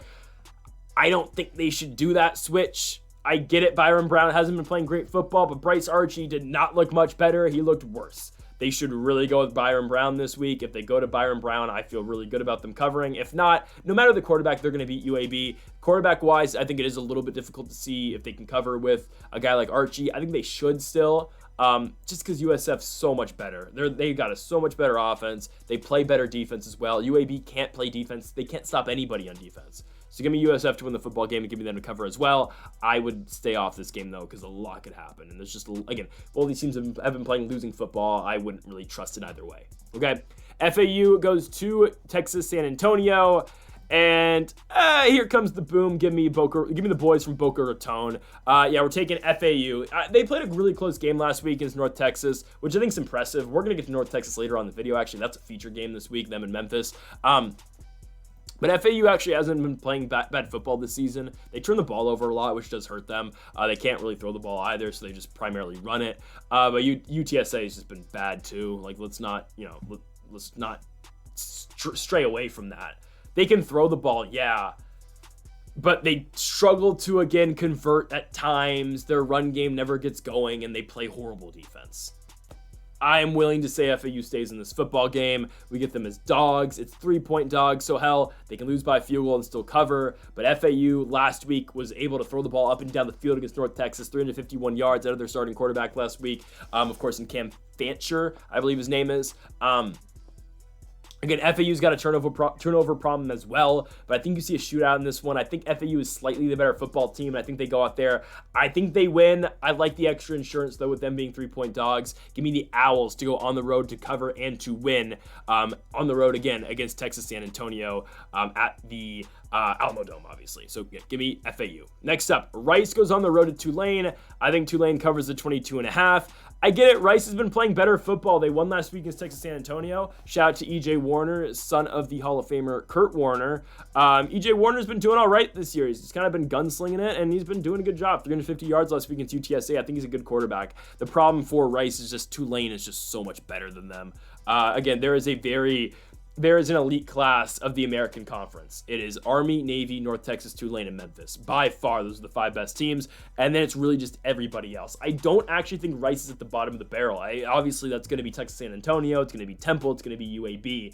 I think Rice is kind of in the middle. I don't think they're as good as FAU. I don't think they're as good as USF. But I think they can scrap with those teams. I don't think they can compete with Tulane, though. Again, there is a huge discrepancy between the elite in the American and teams, again, not a bad team in Rice, but Rice is not, they're not beating Tulane, guys. Look what Tulane has done to teams recently. They beat a very good Louisiana team, 41-33. They beat up on USF 45-10, who I think is very comparable to Rice. I think Rice plays better offense, but their defense I don't think is as good, honestly, even though USF doesn't have a good defense either. And Tulane beat up on UAB, which again is a bad football team as well. But I think they're able to go out here and beat up on Rice. It's 22.5. Additionally, this game is at Tulane. Everything to me just kind of points towards a Tulane victory and a Tulane domination. They are able to put up points. They are able to just, again, blow teams out the water, and that's what I would expect the Green Wave to do this week at home. Give me Tulane. Next up, we go to College Park, Maryland for USC and Maryland. It's weird because now, we said it last week, make or break game for the Trojans. And again, they were impressive. They stayed in it. But now, all the playoff hopes for USC is gone. It's not like Jackson Dart and Ole Miss where bro thinks he's Anakin Skywalker pulling up the hood. We got to win out. We got to win out. No, USC's screwed. They're not making the playoffs this season. They're hoping that they can get back to the Holiday Bowl like they were out last year, and Miller Moss can win back-to-back Holiday Bowl MVPs. USC's done this season effectively for the postseason. They can still put together a bowl season, which I think they'll be able to do. Maryland, they'll probably beat. I think they beat Rutgers. We're gonna do that game in 2 weeks or next week because Rutgers has to go over there and play USC at 11 o'clock for Rutgers. And I think USC beats UCLA as well. I think they finish 6-6 and they make a bowl game, but they're gonna end up in the they're gonna end up in the Fenway Park Bowl or something. I don't know. Or they end up in the Cheez-It Bowl is actually the Citrus Bowl now. They're going to end up in some crappy bowl game, I think. I think we said it last week, if USC loses to Penn State, they kind of just might start to unravel. I think they actually beat Maryland. I think they do, just because Maryland has not been impressive. Maryland's been very bad, guys. They got blown out against Indiana. Well, not blown out. They stayed against Indiana, but eventually they lost. The loss last week in Northwestern just speaks volumes of where Maryland's at this season, though. Maryland is just, they're not in a good spot. Billy Edwards will sling it, and that's really all their offense has. His stats didn't look that bad last week as he just, slung it in garbage time. But I don't think Maryland's that good. I think USC's the better football team. I get it. USC's going cross country, and I always say that's a big deal in games, which, don't get me wrong, it definitely is. But I think USC still wins the football game. Again, they played a close game against a good Penn State defense last week. I get they have to go on the road, but Miller Moss, again, has been doing all right for them. Woody Marks is a very good running back. He's able to effectively run the ball. Quentin Joyner's the backup who can run it as well. I think USC's got more firepower on offense, and USC should be able to cover this football game, and they should be able to win, obviously, as well. But long-term wise, where is USC this season? Probably nothing important come November and December. That's just how it works. Next up, Texas Tech and Baylor. I got this flipped. Texas Tech's at home. Baylor's on the road, so the graphic's wrong. Usually the home team's on the right, the road team's on the left. Regardless, Texas Tech, that's why I only feel better about Texas Tech covering the 6.5 points. They should dominate this Baylor team. This Baylor team that doesn't have an identity on offense. They just don't. Actually, I take that back. Their identity is kind of there now. It's Sawyer Robertson. It was Daquan Finn to start the season. Robertson's now starting. They don't run the ball, though. They're very one-dimensional. So again, that's kind of why Daquan Finn got squeezed out the starting job. It was like, okay, we can't run the ball. Daquan Finn's a mobile guy. That's what he ran at Toledo last season. And Daquan Finn's not the best thrower of the football. So we kind of have to go to Sawyer Robertson now because that's really all we can do in the first place. And Robertson's a better thrower of the ball than Daquan Finn. Regardless, Texas Tech's the better football team. Texas Tech, guys, has been really impressing me this season. They had one game where they lost at Pullman to Wazoo, but look what this team's done since. A 66-21 victory is a good win over North Texas. 30-22 against Arizona State. It was in Texas, so that's why you have it. Again, good teams go to die in Tempe, but not that case. They beat a good Cincinnati team 44-41, and they go to Arizona and hold on against the Wildcats. Texas Tech's playing good football this year, man. They really are. Now, again, will this all fall apart in a couple weeks and they go to Iowa State? Probably, but Iowa State, Texas Tech in a couple weeks is going to be a big deal because Texas Tech, I think, is going to go in that game 7-1. Their quarterback Morton's pretty solid too. Like Josh Kelly's good. Taj Brooks is a good runner of the football as well. Like, Texas Tech is a really good offense. Their defense does lack, but I've seen Baylor get into shootouts and just lose, right? Like Colorado, I wouldn't say it was a shootout, but they just lost in the end of it. Iowa State was able to put up points against this team. BYU was able to put up points against this team. I think again, Texas Tech should be able to do the same thing. I think they win this game by a touchdown. 6.5. Again, we'll take the 6.5 and we'll take it for Texas Tech. They should be able to win this game by a touchdown. I think they just outscore Baylor. Baylor's going to make too many mistakes. And I think, again, Texas Tech's going to be able to take advantage. Texas Tech's always been a team that puts up points, obviously, dating back to how Patrick Mahomes winning that 800-yard game, 13 seasons ago now, something like that, 10 years ago now. But Texas Tech, again, they're able to score, and they're able to score a lot. I think that's what they do against Baylor. I think they go out here and win the football game at home, and they cover the 6.5 as well. Next up, we go to the Mountain West. We have got Utah State at home against New Mexico, and we're getting New Mexico as road favorites, which I don't mind. It's 2 points, and again, New Mexico is playing the best football they've played all season. Don't get me wrong, Utah State is playing better football as well with Spencer Petras now as quarterback, replacing Bryson Barnes, who was the starter to start the season. Utah State puts up points. New Mexico puts up points. What is the over-under for this game? I don't know. Actually, I'm going to check it on my phone right now. But as I'm doing that, these teams don't play defense. These are maybe the two worst defenses in Division I football. I'm serious. Neither of them play defense well, but, if I get there's some good games at 1 o'clock, but if you just want to see straight up scoring 24/7, that's what this game will be. The over-under for this game is 78.5 points. Call me crazy. I think that's easily cashing on the over. Both these teams are going to score 40. That's just what happens. New Mexico is the worst tackling team in college football. I've watched this team play almost every week. They can't tackle. Devin Dampier in the offense, though, they score. Utah State, they score. They throw the ball the damn time. They can't tackle anybody. I watched this team play Boise State. I watched them play UNLV. They can't tackle anybody either. So both these teams can't tackle. It's going to be a shootout. It's going to be a hilarious shootout because both these teams aren't great. I think New Mexico has potential to be bowl eligible this season. Utah State, and they don't. But it's going to be funny. I'm not going to lie. This game, I'm going to laugh watching this game. Because, believe it or not, I probably actually will be watching this game at 1 o'clock. Let's see the slate. There's no game. Oh, no, never mind. This is a game I'm going to be watching at 1 o'clock instead. I forgot Colorado. But regardless, this will be on my phone while the Colorado game's on the TV. I'll be keeping track of the game on True TV between Utah State and New Mexico because it's going to be hilarious. I'm taking New Mexico to win, though. I have said it year-round. I love Devin Dampier. Pause. I think that offense is great. I think Dampier's a really good quarterback for this New Mexico system, and I think they beat up on Utah State. I think it's a shootout, but I think New Mexico just gets the edge. Again, 2 points is basically, we can call it a pick 'em at that point. I'm liking New Mexico to win the football game, and they'll cover the 2 points while they're at it as well. All right, we stay in the Mountain West. We can now go to San Jose State versus Wyoming. I could go to this football game. It's homecoming this week at San Jose State, but I just don't want to watch Wyoming. I think I'm gonna go to. I think I'll go to Stanford and SMU maybe. We'll see if I go to a college football game this week. But Wyoming's coming off that loss to San Diego State. I think I was like, oh, Wyoming beat Air Force. Maybe I'm gonna pick them to win a football game. I shouldn't have done it. Wyoming's, they're just bad. They're bad. Again, there's so many bad teams in the Mountain West this season, and Wyoming's just one of them. San Jose State really disappointed me last week. I'm not going to lie. I don't know why Emmett Brown got benched. I don't know. I really don't get it. Walker Agette was playing. I was watching that game against Colorado State. I think maybe Emmett Brown's hurt. I'll be honest, I was watching this game at an Olive Garden, and I didn't have the sound on. But I don't know why Emmett Brown wasn't playing. He came back in at points, but like they're just, oh, we're gonna go with Walker again. Like, I think it's horrible. I think Emmett Brown's way better. Emmett Brown's been playing really good football this season, and Nick Nash, again, is the next coming of Calvin Johnson. He's one of the best receivers in college football. Nick Nash is him. 800 yards already this season over 6 games. He's very solid. Two passing attempts, by the way, both touchdowns. I hope they start Emmett Brown. This game's back at home. They'll beat up on Wyoming. Again, actually, regardless of the quarterback, they're going to beat up on Wyoming. San Jose State plays really good offense. They'll put up points. Their run defense is good. Their pass defense is absolutely atrocious, as was apparent last week. But they're the much better team. Wyoming's absolutely awful. My thing is, again, though, I don't know why Emmett Brown's not starting. I hope he is for this game. But San Jose State should absolutely run right through the Wyoming Cowboys. Wyoming is pitiful. Next up, we have got James Madison taking on Georgia Southern. Again, I butchered. That's my fault. JMU's on the road. Georgia Southern's at home. I don't know why I messed that up.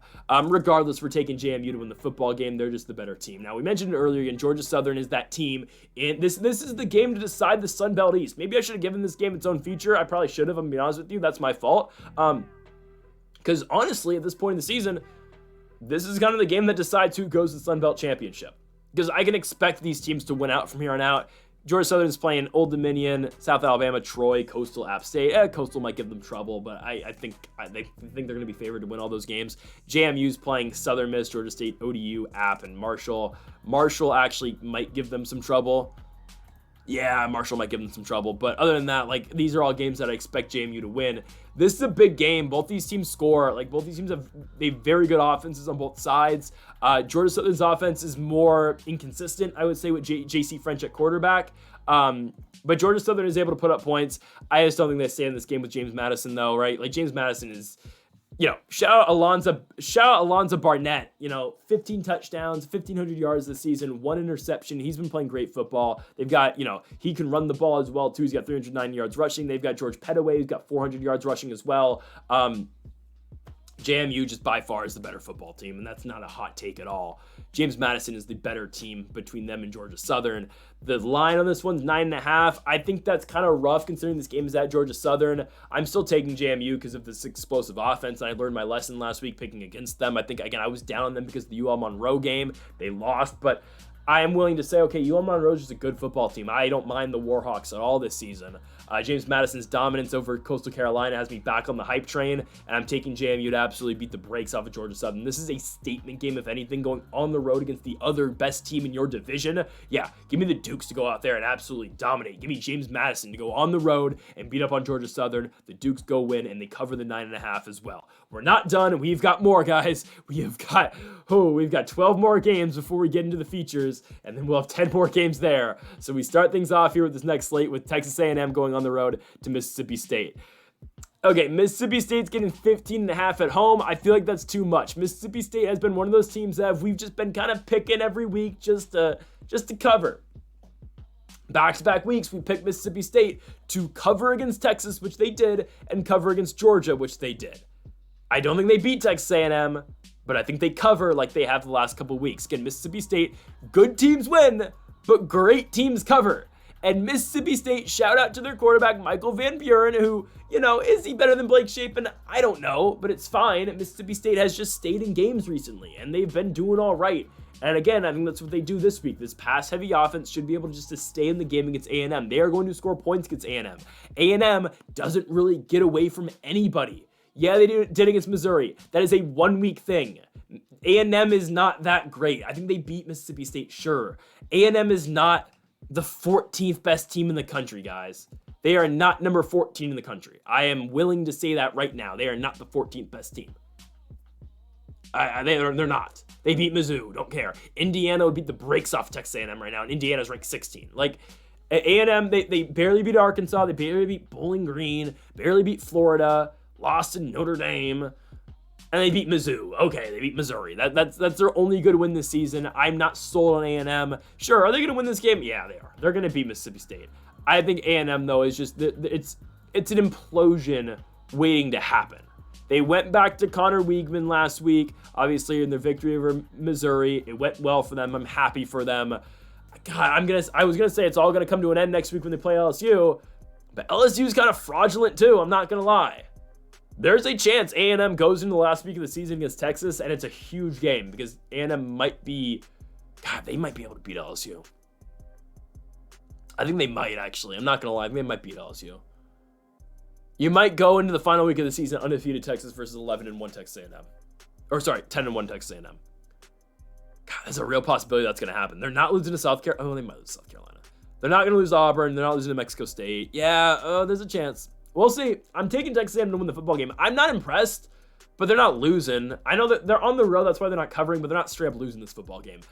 I don't know. They kind of have an easy schedule the rest of the way. I'm not going to lie. No Bama, no Georgia, just Texas. It's going to build hype for that final game. If A&M can beat Texas at the end of the year, oh my goodness, wait. They're going to be undefeated in the SEC. Holy crap. There's a chance that A&M just straight up goes to the SEC championship game. They're not that impressive, but they find ways to win. I don't know. I think they get checked eventually. I don't think they beat Texas, I'll be honest with you, but they find ways to win. They're not going to cover against Mississippi State, but they're going to win. I don't know. I'm not impressed with A&M at all.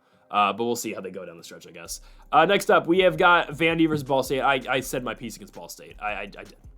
I'm not speaking of Ball State. Okay, this prediction is all Vanderbilt. Okay, this is why Vanderbilt covers by 26 points. They have the better offense. Ball State's not going to be able to score against them. Ball State can't stop anyone on that side of the football. Their defense is not good. Again, they gave up that many points to Kent State. They're not stopping Diego Paiva. Now, Diego Paiva didn't play great last week. They still beat Kentucky. Diego Paiva has had better games. That's fine.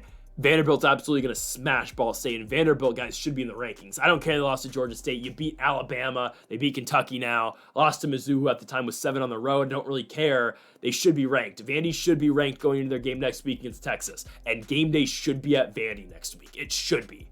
They're not going to beat Texas. Don't get me wrong. They're not winning that football game. But, they should be ranked going into that one. Give me Vanderbilt to beat Ball State. Again, Diego Paiva is playing inspiring football. I would say that's the word to put it. I like Vandy a lot. I was against them. I'm not gonna lie. I said last week they were gonna cover against Kentucky. I thought getting 10 was way too many. I thought Kentucky was probably gonna win, but 10 points is a lot. Vandy's gonna cover that. Obviously I said Bama was gonna smash them. One of you in the comment section down below give me crap for that. It's fine. Again, it's all fun and games at the end of the day. But I think they're the much better team compared to them in Ball State, obviously. And Ball State, again, their straight implosion against Kent State alone is why they're not going to cover here against Vandy. 26 points, it's whatever. Vandy's going to cover by 28-35. Give me Vanderbilt to go out there and win the game and to cover as well. Next up, we go to Arkansas State versus Southern Mississippi. Give me the home dogs. Give me Southern Mississippi to cover. I don't think they beat Arkansas State just because Southern Miss doesn't beat anybody, but Southern Miss kind of stays in football games. Actually, they kind of don't. Well, okay, Arkansas State hasn't been impressive, though.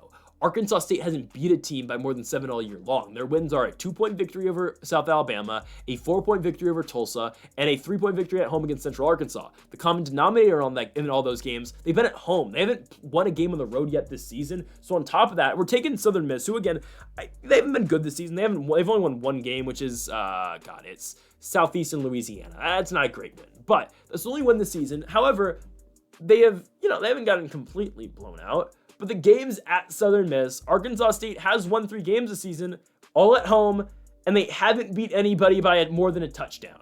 That points to Southern Miss covering. Does it point to Southern Miss winning? Potentially. I don't really think that that's going to happen. I'm not going to tell you that Southern Miss is going to win this football game. I expect Arkansas State to get it done, but I think 7's too much. I think Arkansas State wins it by a field goal. They win it by 5 points. I think Southern Miss kind of stays in the football game, and Arkansas State obviously again will win the game, but I think Southern Miss stays in it.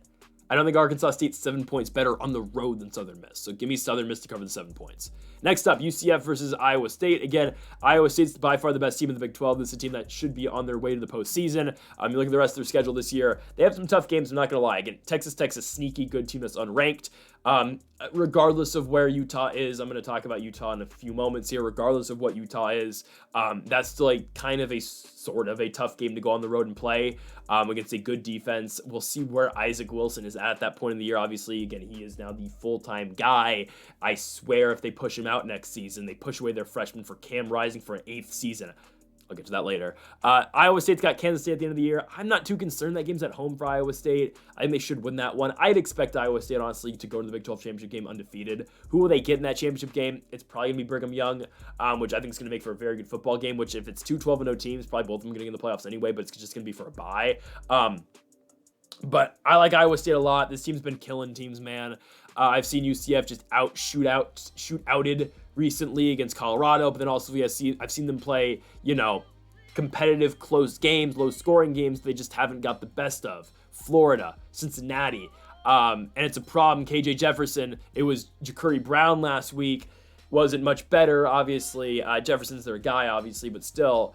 They've gotten into two low-scoring games. What I know out of Iowa State, they play good defense and they score the football. Iowa State truly is one of the best teams in all of football right now, all college football right now. They're solid. I think they're a playoff squad. I think they're going to get a bye in the playoffs as well. Currently, they're my pick to win the Big 12. I think they're going to beat the crap out of BYU. I'm not going to lie. So give me Iowa State to win this football game. They're going to cover the 14 points as well. They're just way all around better than UCF. And on top of that, that game is in Iowa as well. It's in Ames. Give me Iowa State to cover the 14. They're going to straight up win the game, obviously, as well. Next up, we have got a matchup between Iowa and Michigan State. Now, it's in East Lansing, but Iowa's the better football team. Now, Iowa's a much different team at home than they are on the road. I understand that. But Michigan State was 3-0 to start the year. They were looking, on the ups. They lose the red bandana game to Boston College, not a bad loss. They lose to Ohio State. What do you expect? And they lose to Oregon. What do you expect? Again, those are not those are three losses that aren't that bad. The problem for Michigan State is look at their schedule the rest of the way and tell me where they win 3 games and go to a bowl game. I don't think they beat Iowa. I think Iowa's defense stops them, and Iowa, again, their passing attack's absolutely horrible, but Caleb Johnson might be the second best running back in college football this season, obviously behind Ashton Genty, but Caleb Johnson might be number 2. He's, 60 yards away from 1,000 already on the season. Cade McNamara's passing offense still isn't good, but Caleb Johnson can run the ball, and he's one of the best backs in all of college football. Their defense still stops everybody, right, with the exception of Ohio State, but it's Ohio State. It's fine. I think they go on the road here and beat up on Michigan State. Guys, Aiden Childs turns over the football like nobody else right now in the Big Ten. He turns the ball over all the time. He's got 8 picks, 5 touchdowns, really doesn't do anything that great. Sure, he's gonna put a nice ball on every once in a while, but Aiden Childs has been severely underwhelming for Michigan State this season. Where does Michigan State get their 3 wins? I can give you 2 of them. I think they beat Purdue, obviously. I think they beat Rutgers. That's 5-7. I don't know. Out of Michigan, Iowa, Indiana, Illinois, who do they beat? If anything, it's going to have to come this week, I think. I don't think they go to the big house and win. I'm going to be honest with you. They're definitely not beating Indiana. I don't think they go to they could go to Illinois and win. Actually, that might be their game. I don't know. I think you're hard pressed to find a win for Michigan State here to make a bowl game, to be honest with you. I think they're hard pressed. I don't think the offense is going to be able to move the ball downfield at all this week. Aiden Childs is going to make mistakes, he's going to turn the ball over, and it's going to set up for Iowa to easily win this football game and dominate with their rushing attack. Give me Iowa to absolutely manhandle Michigan State. I don't care the game's in East Lansing. It's all Iowa this week.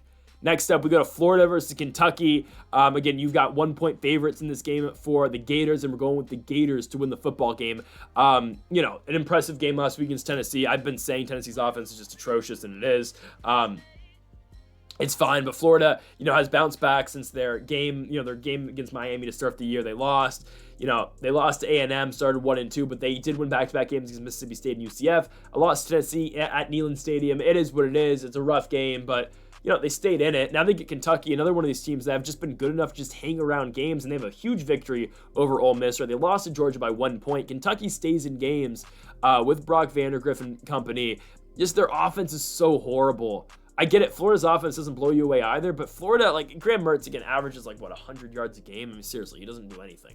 Actually, both these teams are bad. I'm not going to lie. Both these teams' offenses are just leave a lot to be desired. I think Florida's slightly better, though. Their defenses are very comparable. If anything, I'll give a slight advantage to Kentucky, but I think the offensive advantage does go to Florida in this game. I get it. Graham Mertz doesn't play all that great. They don't really have Johnson's a decent back, but he doesn't really do anything that special. Recently it's been Shamir Dyke who's been the best receiver for Florida, and he's been really putting together numbers. But yeah, I don't love Florida at all. I don't. I just think they're slightly better than Kentucky. I don't feel great about this one, but give me Florida to win and give me them to cover as well. Next up, yeah, in Palo Alto, we've got Stanford versus Southern Methodist. Stanford is so bad. They are so bad. Guys, Notre Dame hardly ever covers against Stanford, and they did last week. And I said it was going to happen, right? I was told just by some people that they didn't think Notre Dame was going to be able to cover Stanford. I thought so. My response is, you haven't watched Stanford this year, which I don't blame you because Stanford's horrible, but Stanford's horrible. They're not good, and especially the team that they put out last week.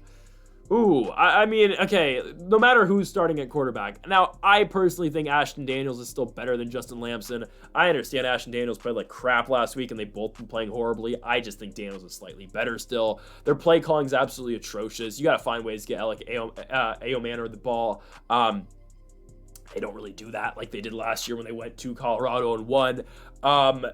Their play calling is atrocious. They love just running quarterback power over and over and over again when they have any short yardage situation. Southern Methodist puts up points. Stanford, simply put, just doesn't put up points. I don't care. This game's on the road for Southern Methodist. They're fine. This is a team that put up 66 a couple weeks ago against Texas Christian. They should be able to do the same damn thing this week, right? Kevin Jennings airs it out. They should be fine. Brashard Smith's a good running back too. I more than trust in Southern Methodist to go on the road and absolutely dominate the Stanford Cardinal. This game is not competitive. It is a 28-plus point victory for the SMU Mustangs as they go on the road and kill Stanford. Because again, Stanford has no home field advantage. I will show you, hold on. I will show you guys a picture of the last Stanford game I was at. Given they were playing St. Louis Obispo, they were playing at Cal Poly, but I will show you what that stadium looked like. The only Stanford game I've been to this season. But I'll show you what the other side of the stadium looked like when I was at that Stanford game. If I can find it on my camera roll right now, I will. Again, trust me, San Jose State games are way more poppin' than Stanford games are. Can I find this damn thing? Here we go. Okay, so again, given no one wants to sit in the sun, but that's the opposite side of the field at Stanford. If this will focus, there we go. That's the opposite side of the field, guys. Nobody's sitting there. Home field advantage is not a thing in Palo Alto and Stanford. It's not a thing. Not a thing. They don't have a crowd. They don't care about football. Southern Methodist kills them. It's a COVID game because nobody's going to be there. Yeah, all day. Give me Southern Methodist to cover the spread and absolutely dominate Stanford. Next up, Colorado State versus Air Force. I'm going to give my apology to Colorado State right now. They're not as bad as I thought they were, okay? I'm sorry. Now, they did lose their best receiver. They lost Isaiah Horton, Torrey Horton, excuse me. They lost Torrey Horton, which is rough for them. Avery Morrow got hurt in that last game as well, but I believe they had another injury too, if I'm not mistaken. Nicolosi, their quarterback, he got clowned by Shedeur Sanders. It is what it is, regardless of what you think of that situation, right? Colorado State's not horrible. They're really not. They had some bad games to start the season, but really their only losses, guys, are Texas, Colorado, and Oregon State. I just thought San Jose State was a good team too, which I'm still willing to say San Jose State's a good team. Again, we'll see how they finish the rest of the season. But Colorado State looked good. I'll give them credit, right? Fowler Nicolosi was able to throw the ball. He was looking really good. He's taking what San Jose State was giving him underneath, and really, again, Colorado State was able to move the ball downfield. Colorado State's in a decent spot this season, just considering how bad the rest of the Mountain West is, right? If they beat Air Force, which they should, because Air Force is atrocious, they should beat they might lose to New Mexico. I think they'll beat New Mexico. I think they'll beat Nevada. I think they beat Wyoming. They'll probably lose to Fresno. They'll probably beat Utah State. Like, again, Colorado State might be looking at an 8-4 season. For the way they started, that's not bad. They might finish the Mountain West with only one loss. It's not horrible. It's just the bottom of the Mountain West, man, is so bad. Again, I went over it earlier, but Air Force, Utah State, Hawaii, Nevada, Wyoming. New Mexico is not horrible, but they're not great either, right? Like, those teams are just, ooh, man. San Diego State is somehow 2-0 in conference, but they are not very good either. Colorado State's going to dominate Air Force, though. Air Force is just, God, this team's bad this year. Their only wins Merrimack in their FCS game. Then they lost San Jose State 17-7, Baylor, Wyoming, Navy, New Mexico. Colorado State's so much better than this team. Everyone puts up points against Air Force. Air Force, again, for as great as the academy schools or the military schools have been playing this year, Air Force is the one that just is not stepping up to the plate. Give me Colorado State. I don't care the games in Colorado, or no, on the road for Colorado State and Colorado. They should be able to dominate, and they should be able to absolutely beat the hell out of the Air Force. Next up, we have got Oregon State and UNLV. UNLV is the better football team. They just are. They're the better football team between them and Oregon State. Oregon State's coming off that 5-point loss to Nevada. That means I can't pick Oregon State anymore. All right, I'm done picking that team. I get it. They run the ball really well, and actually, they threw the ball pretty well last week too, right? Giovanni McCoy threw for like 350 yards. I don't give a damn. UNLV is going to boat race them this week. This game's in Corvallis. Again, don't give a crap. They're going to get boat raced this week. UNLV, they make flashy plays on defense, but it's the offense too. Malik Williams, I talk about him every week. Malik Williams has done a great job stepping in for Matthew Sluka, right? He's their leading rusher, their leading passer. Obviously, Ricky White has finally gotten involved in the offense with Malik Williams. Now, again, they are no longer undefeated like they were with Matthew Sluka, but I think Malik Williams has done more than a good enough job in replacement for Sluka this season. And UNLV should absolutely dominate Oregon State this week, because Oregon State gives up 1 million points to these teams like Nevada. Again, nothing against Nevada, but like they give 1 million points to teams like Nevada and whatnot. Oregon scored them at will. That's fine. Colorado State got into a competitive game where they took them to double overtime, right? And yes, Oregon State did win, but still, teams are able to put up points against Oregon State. Oregon State played a somewhat competitive game with Purdue until the fourth quarter. UNLV will absolutely dominate this football game. They're on the road and they're only getting 7.5. Oh yeah, UNLV versus Boise State is going to be a huge game. It's going to be a huge game later this season because it's going to dictate who goes to the postseason. Now, I don't know if San Jose State has anything to say against those teams. I'm just saying, San Jose State gets both Boise and UNLV in San Jose. They are going to be playing a huge spoiler. I'm just saying. But UNLV is in a great spot. I really like Malik Williams. Ricky White's a really good receiver as well, and UNLV should dominate at Corvallis in this football game. They're definitely going to win. 7.5 gets a little bit tricky. If it was 6.5, I'd be all over it. 7.5, there's a reason it's at 7.5. Give me UNLV to win, but I do think Oregon State has a chance to cover, but UNLV is definitely winning the football game. Again, Oregon State's defense is just not going to be able to contain them, and Oregon State, they were less one-dimensional last week, but they're still kind of one-dimensional. I think, again, they're going to go back to their ground game, and UNLV should have that sorted out. They're going to make Giovanni McCoy throw the football, which we'll see what happens in that regard. Okay. Into our final game before we get to the features, we've got Texas Christian playing against Utah. I dislike both these teams in terms of just betting on both these teams. Now, I usually pick against Utah. That's what I've been doing recently, and it's been working. Cam Rising's out for the year. Okay. So this is my Cam Rising, little rant. He might come back for his 8th year of college football next year. He would be 26 years old. He might come back. That's a real possibility. I don't think Isaac Wilson's played great football this season. I don't think anyone's going to, tell you that Isaac Wilson's been crazy. But Isaac Wilson's 18 years old. It's very similar to what happened with Bryson Barnes last year. Bryson Barnes, in all fairness, did a much better job than Isaac Wilson's doing right now. They had a better team last year, in all fairness. But if they push out Isaac Wilson next year, tell them, if Cam Rising comes back, that's what they're going to do. They're going to make Wilson sit as a sophomore, which the plan was Rising's going to start the season, and Wilson's going to come in, and then he's going to start 3 years after. But you're going to let Wilson start the rest of the year and let him get accustomed to the offense, see where he takes Utah. They're going to be a bowl-eligible team. They're going to make a bowl game. We'll see where they end up. But you're going to go back to Rising next year? Like, dude, just let it go. Or hell, Cam Rising, you're 26. There are going to be teams in the portal that are going to take Cam Rising. They're going to. He's an experienced quarterback who, sure, he might not get a marquee job, but he's going to end up with some position in the SEC. Hell, Kentucky. Vandergrift's a senior, I think. Pretty sure. Kentucky would take Rising. Go to the ACC. There are teams that will take Cam Rising out there.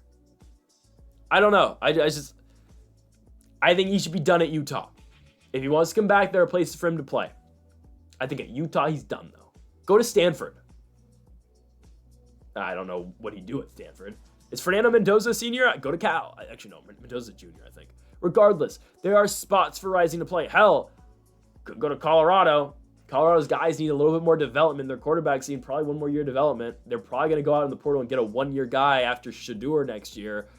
I don't know if Cam Rising's really a Colorado guy, but again, those are places he can play. Don't push out Isaac Wilson for a guy who's 26 years old and playing his 8th year of college football next season. And I haven't even talked about TCU. I don't want to talk about TCU. Personally, I don't want to talk about this team. They're a disgrace. They lost to Houston. They're pitiful. Their offense, turn the ball over, time in and time out. I don't think Josh Hoover's that bad, but it's just their offense. They can't run the ball. Cam Cook's their leading back, but he doesn't really have that many yards this season. They don't do anything well rushing the ball. TCU doesn't do anything well. Okay, they beat Kansas, but it's Kansas. They beat Stanford. It's Stanford. And they beat Long Island. Long Island. Yeah, give me Utah. Utah's defense, regardless of what you think of them now. Like again, I said Arizona State was going to beat them. Again, that's my take all the time. Ranked teams go to die, and Tempe Rising came back just to lose that game, and now he's out for the year. That's fine. We knew they were going to lose to Arizona State. They're 6.5 point favorites. We picked Arizona State at home, obviously, to straight out win the game. They're going to beat TCU because they can play defense. TCU's offense they struggle when they play good defense. Utah is a good defense. They just need Isaac Wilson to just do enough. They run the ball pretty well with Bernard, obviously, so that's what they're going to rely on Isaac Wilson just to hand the ball off. Then he's going to have to make some throws in the play action game, which I think he should be able to. So give me Utah to win the football game. They're going to cover the 4.5 as well. I don't think highly of Texas Christian at all, and Utah should be able to go out here and win and cover. All right, let's do the feature games here. For reference, I did say at the beginning of the video, I was recording at 1:30? It's 3:15 now. Hey, I don't give a damn. I got class in like 7 hours, but it's fine. We got Miami taking on Louisville. I like Miami to win this football game. I like them to cover the 4.5 as well. So we're going with the road team here. Now, again, Miami's coming off that game against Cal. All right, it happens, right? Game days at Cal. It's the first time Berkeley's ever got excited for football in the last 5 years. Miami fell behind early. They had that huge comeback. It's not going to happen again. They played 2 close games back to back. This is a game where they completely just roll a team. And again, Louisville's not the best team for them to just go out and roll. But I don't know. Louisville played a close game at Virginia last week. That's fine. Virginia's not horrible. They're just okay. They lost to SMU before that, lost to Notre Dame. They lose to good teams. Southern Methodist and Notre Dame are good teams. Miami's an even better team, though. Miami's better than those two. If Miami played SMU, they'd beat them. Do they play this year? They don't. And they'd beat Notre Dame if they ever saw them. And like if Notre Dame sees Miami in the playoffs, which I don't think Notre Dame should be in the playoffs, they don't deserve to be in the playoffs. I think they lose to Army. I think they lose to maybe Navy too. Regardless, Miami would stomp those teams. And I get it. Math doesn't really work that way, at least in college football, but it's fine. Miami should beat the living hell out of Louisville. Again, Cameron Ward is the one quarterback in the Heisman race. The Heisman race is down to 3 players, okay? It's just down to 3 players. I'd love to give a shout out to Curtis Rourke. I'd love to give a shout out to Brendan Sorbsy, Eli Holstein, these guys who deserve to be in the conversation, but ultimately, the Heisman race is 3 guys. I'll say this is my rankings right now. Number 1, I already butchered it. Number 1, Ashton Jeanty. Number 2, Cam Ward. Number 3, Travis Hunter. I think, Hunter's playing great football, but I think what Cam Ward is doing for Miami is really incredible. He's playing really great football. Ashton Jeanty, though, is just running away with the Heisman. I don't know what the Heisman odds are right now. I can check. I assume Ashton Jeanty is by far the favorite, and it's not even close. Oh, I forgot about Dylan Gabriel. Dylan Gabriel should be kind of in consideration as well. I assume Ashton Jeanty's the favorite. He is. Plus 185 Ashton Jeanty. Dylan Gabriel's plus 250. Cameron Ward plus 650. Jalen Milroe plus 1,400. Travis Hunter plus 1,400.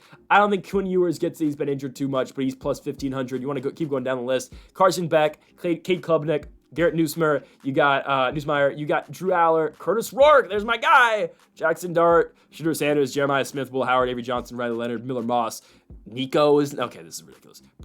Shout out Bryson Daly and Blake Horvath down the list as well. Regardless of that, though, Eli Holstein, plus 20,000 odds. Hey, looking for a value play. I'm just saying, if Pitt goes undefeated, like I think there's a chance it happens, Eli Holstein will be in the conversation. Regardless, it's Ashton Jeanty's Heisman at this point, especially if he gets any close to Barry's record, which I think he's going to. Ashton Jeanty's winning the Heisman Trophy. Regardless, Cameron Ward's playing great football this season. Ward's been great. The receiving core too. Xavier Restrepo might have the best hands in all college football as well. Their run game is not great. It's pretty non-existent, honestly, with Damian Martinez, but it's fine. They're going to run circles over Louisville. This game's on the road. Tyler Shutt's been around college football for a very long time. He just has. He used to be a Texas Tech guy, but it's fine. Miami should be able to roll Louisville in this game. Again, Louisville loses to good teams. Miami's a good football team. Miami will cover, and they will win on the road in Louisville as well. We go on to our next one here. Again, it is Indiana time, guys. Here is our future Big Ten champions, the Indiana Hoosiers. I will continue to pick the Indiana Hoosiers because that's what we do. All right? 6-0. They're ranked 16th in the country, and they're going to continue to climb. Okay, I said it earlier in the year. Indiana versus Ohio State in week 13, week 12 of the season. It's their 11th games of the season for both IU and Ohio State. It was going to be 10-0 Indiana versus 10-0 Ohio State. Well, I can now say, guys, Ohio State didn't hold up their end of the bargain. Indiana's still undefeated. Ohio State isn't. I'm just saying. I'm just saying. Look at IU, man. Look at the cream and crimson. Undefeated, 6-0, and now they get Nebraska. They got Big Noon kickoff as well in Bloomington. Of course, the year I leave Bloomington, it's fine. It's fine. So it's okay. Not mad at all. I'll be there for the Big Ten championship game.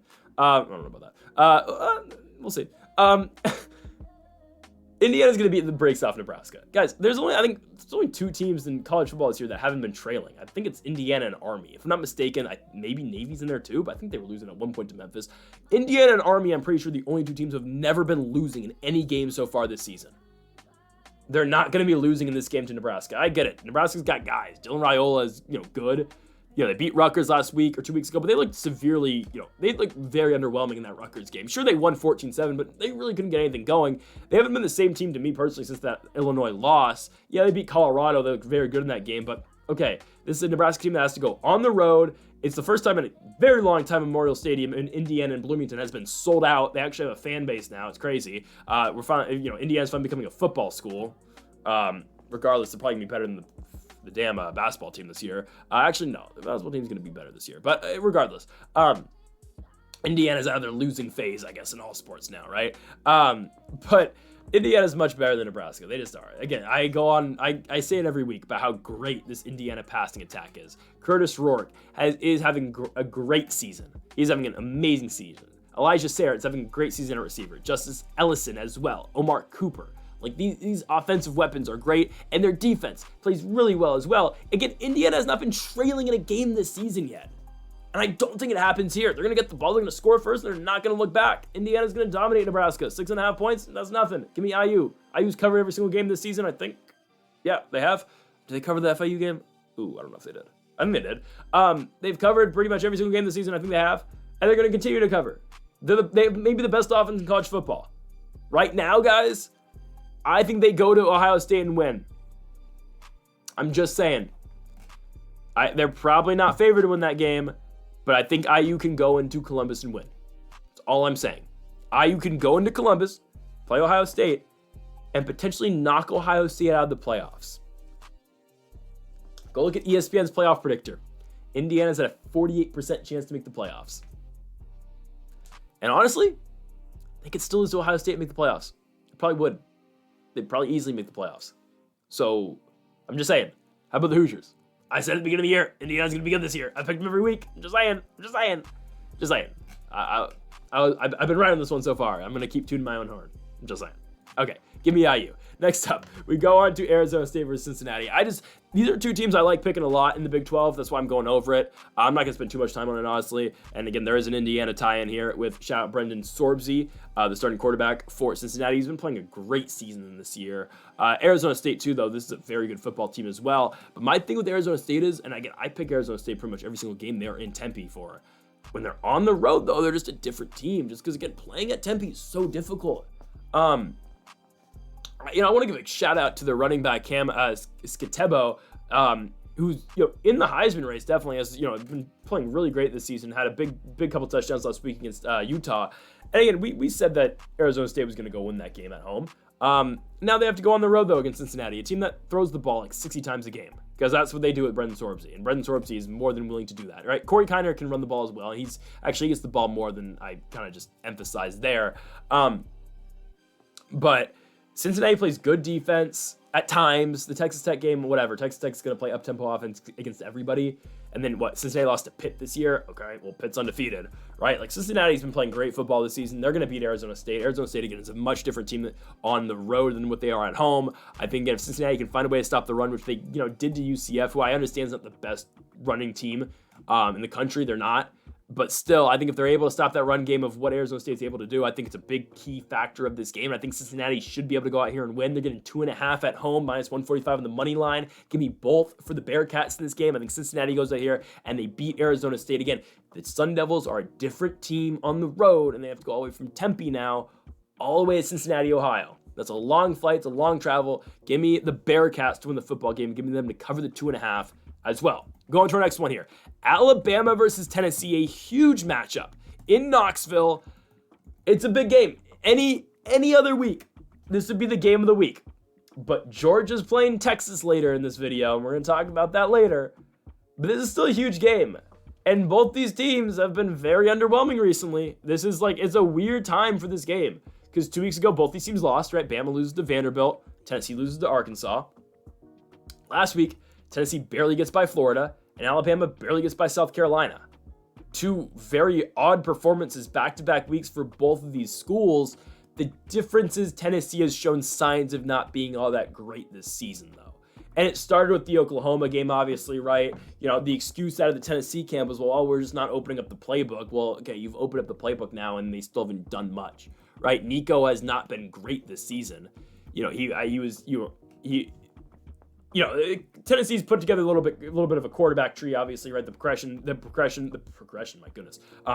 It's 3:30 in the morning now for me, but they went from, again, Hendon Hooker to Joe Milton, both guys in the NFL right now, right? Milton's in the Patriots, Hendon Hooker's in the Lions, just saw his first game action last week against the Cowboys. Shout out to Hendon Hooker, love the guy.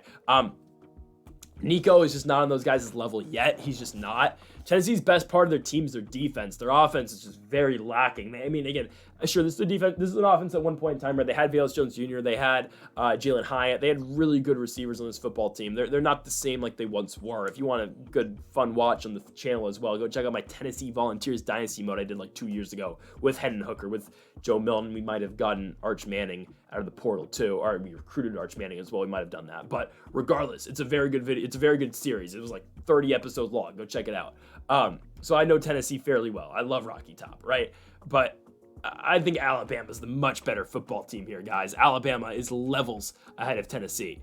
I get it. They played a close game last week in South Carolina. I completely understand. But when you look at both these squads, Alabama's going to be able to put up points against Tennessee's defense regardless. Again, no matter what defense Alabama's playing, they're going to put up points. I think what's going to hurt Alabama the most this season is opposing offenses, and how much, again, opposing offenses will be able to score against them. You saw Georgia in the second half. Carson Beck flipped a switch, and he was able, again, to score drive after drive against Alabama. Obviously, Alabama eventually won the football game with the big Ryan Williams touchdown. That's great. But that's what's going to hurt Alabama. Diego Paiva stung Alabama with that, Alabama's defense kind of just collapsed. Lenora Sellers at the end of that game was able to drive the ball downfield against Bama as well. That's what's going to hurt Alabama, not a defensive-heavy team that can't score. Because the problem for Bama is not the offense. It's the defense when they do struggle. Tennessee's not going to be able to score the ball that much. I understand, again, Bama's going against a tough defense this week, but Alabama should be able to score against everybody, and they should be fine against this Tennessee defense that, is good, but I think I trust the firepower of Alabama's offense more. It's going to be the Crimson Tide to win the football game. I don't really care the game's in Knoxville. Tennessee's offense, I don't think, puts up more than 14 points. Bama's 2.5-point favorites. I think they put up 24. My final score prediction is 24-14 for the Crimson Tide.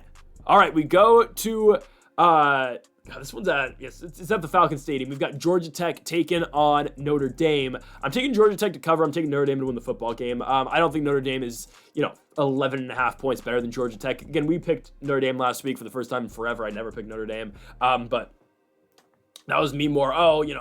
Stanford's horrible. Notre Dame's defense is good. It's a matter of their offense. That's really what the Fighting Irish are at this point. If their offense can get going, they're going to be dangerous. I don't entirely think they are going to be just that. I think they're going to lose to Navy potentially coming up next week. Just quick, that's something. I'm just saying. We'll see next week, but I am kind of anticipating Navy to win that football game. So if you want to get your bets in early, I'm just saying that game's at MetLife. I think Navy might get him next week. They just might. Regardless, I think Notre Dame does beat Georgia Tech in this game. I like Haynes King a lot. I do. He's a good quarterback. The problem with him last season was that he couldn't hold on to the football. He's done that this season.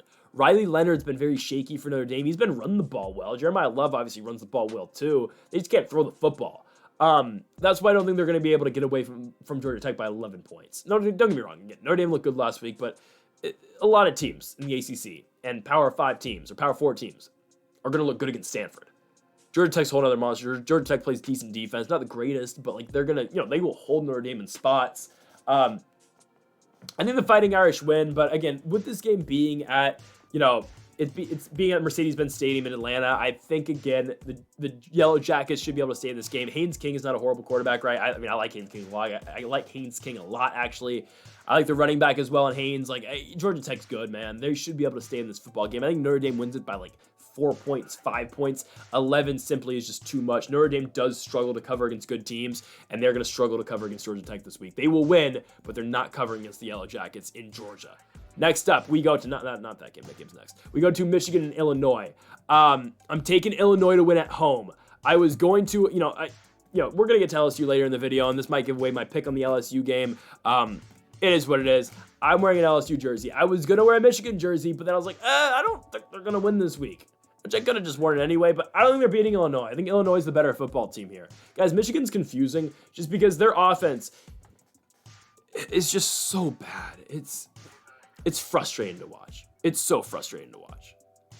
Who's going to start at quarterback? Is it Jack Tuttle now? I guess it is. I guess. Again, Davis Warren is probably the best thrower they have, but he can't make the right reads. Tuttle's just, And Alex Orji can't throw the ball to save his life, but he's the best runner that they've got. I don't know. Illinois gives up points. That's the problem. But Michigan can't score points. Illinois should be able to score. I mean, yeah, they struggle against that good Penn State defense, but Penn State's got a better defense than Michigan right now, I think. I know Michigan still plays great D, but I think Illinois should be able to score against them. Illinois is, again, what they have struggled with this season against teams like Nebraska and Purdue. They've struggled with giving up points, but I think this Illinois offense should be able to score, and I don't trust in Michigan's ability to score the football on the other side of the ball. Okay? I don't trust in Michigan at all. I just don't. Khalil Mullings is great. Donovan Edwards, for a backup back is good. I don't trust in Michigan, though, to score at all. I just don't. I think Illinois just kind of handles him in this game. I think, again, what Illinois is able to do, they're able to, kind of work off what they did last week with throwing the ball really well with Luke Altmer.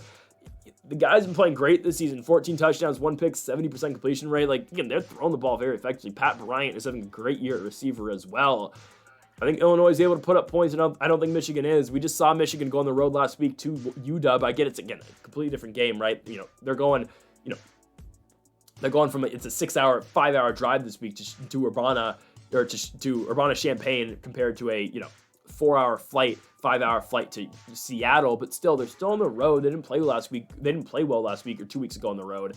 I think Illinois just kind of handles them. I think, again, their passing attack's going to give Michigan trouble. And Michigan is a much different team on the road than what they are at home. You saw them play USC at home this year and win. But when they get on the road, they're not that great. Give me Illinois to win the football game. My apologies. It's 3:30. That's if I'm stuttering on some words here. I like Illinois to win the football game. They're the better team, and they've got a passing attack that's going to give Michigan trouble. So give me the home dogs in Illinois to win over Michigan.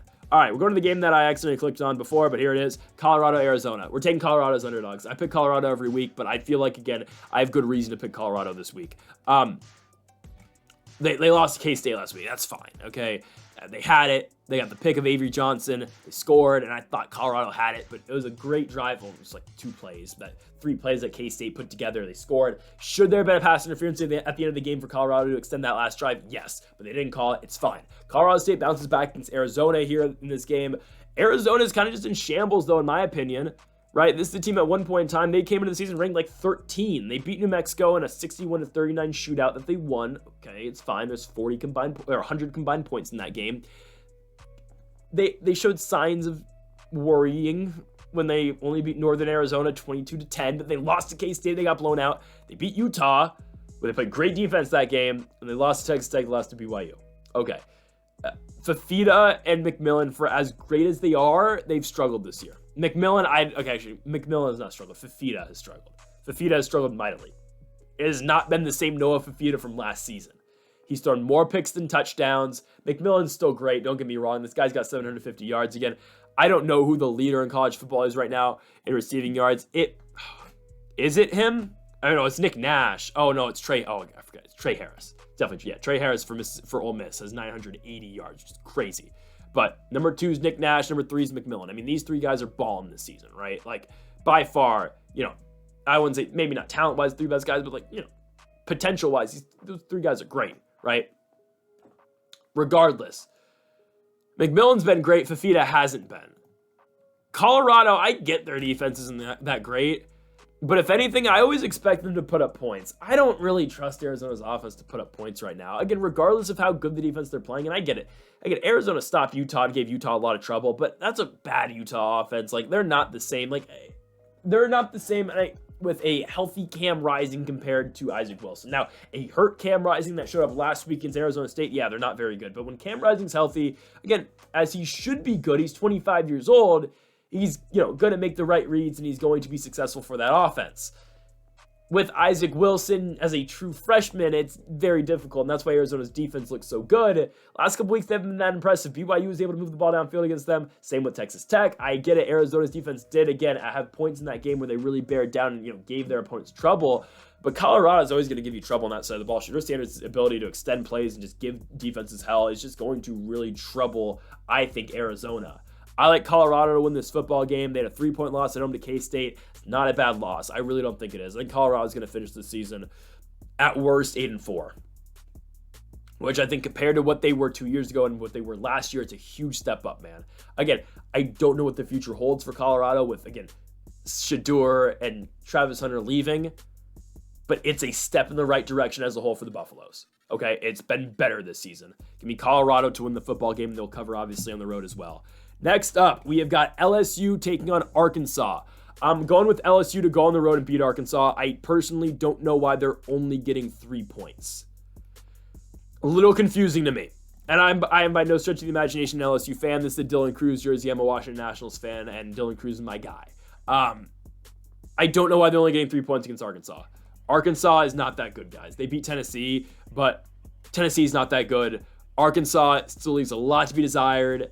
Their passing game isn't bad. I'll give Taylor Green some credit, but he turns the ball over quite a bit. He's not a game changer, and LSU doesn't blow me away at all either, but they're just way better. They're on the road, yeah, but they're the way better football team. Newsom's been playing good this year as well. LSU as a whole is just a better football team than Arkansas. This is ridiculous. 3 points is absolutely insane. They should be getting more than this, but again, we'll take advantage of it. We will take LSU -3, but they should be way larger favorites than this. They are 10 times better than anything Arkansas's got. Arkansas, again, has a decent offense, but LSU just has a better offense. And LSU's defense should be able to... Actually, I don't know if they're going to be able to hold Arkansas because LSU's defense is shaky sometimes. But Garrett Newsom has been playing great football this season, and he should be able to shred this Arkansas defense. I don't really think Arkansas is all that great. I am not going to lie. I've picked against Arkansas quite a bit this season, and I'm going to continue to pick against Arkansas. Give me the Louisiana State Tigers to go on the road to Fayetteville, and I think they beat up on Arkansas. I don't think this game's that close. I think they win by 2 touchdowns. LSU's got the better offense. They're able to score, and I don't think Arkansas is able to keep up. Give me the LSU Tigers. I am concerned with the LSU defense. I'm not going to lie. But give me the LSU Tigers to go out there and win the football game, and they will cover the 3 points as well. And now let's get into the game of the week. That's kind of why I hurried that one up, because we have this one. Georgia and Texas.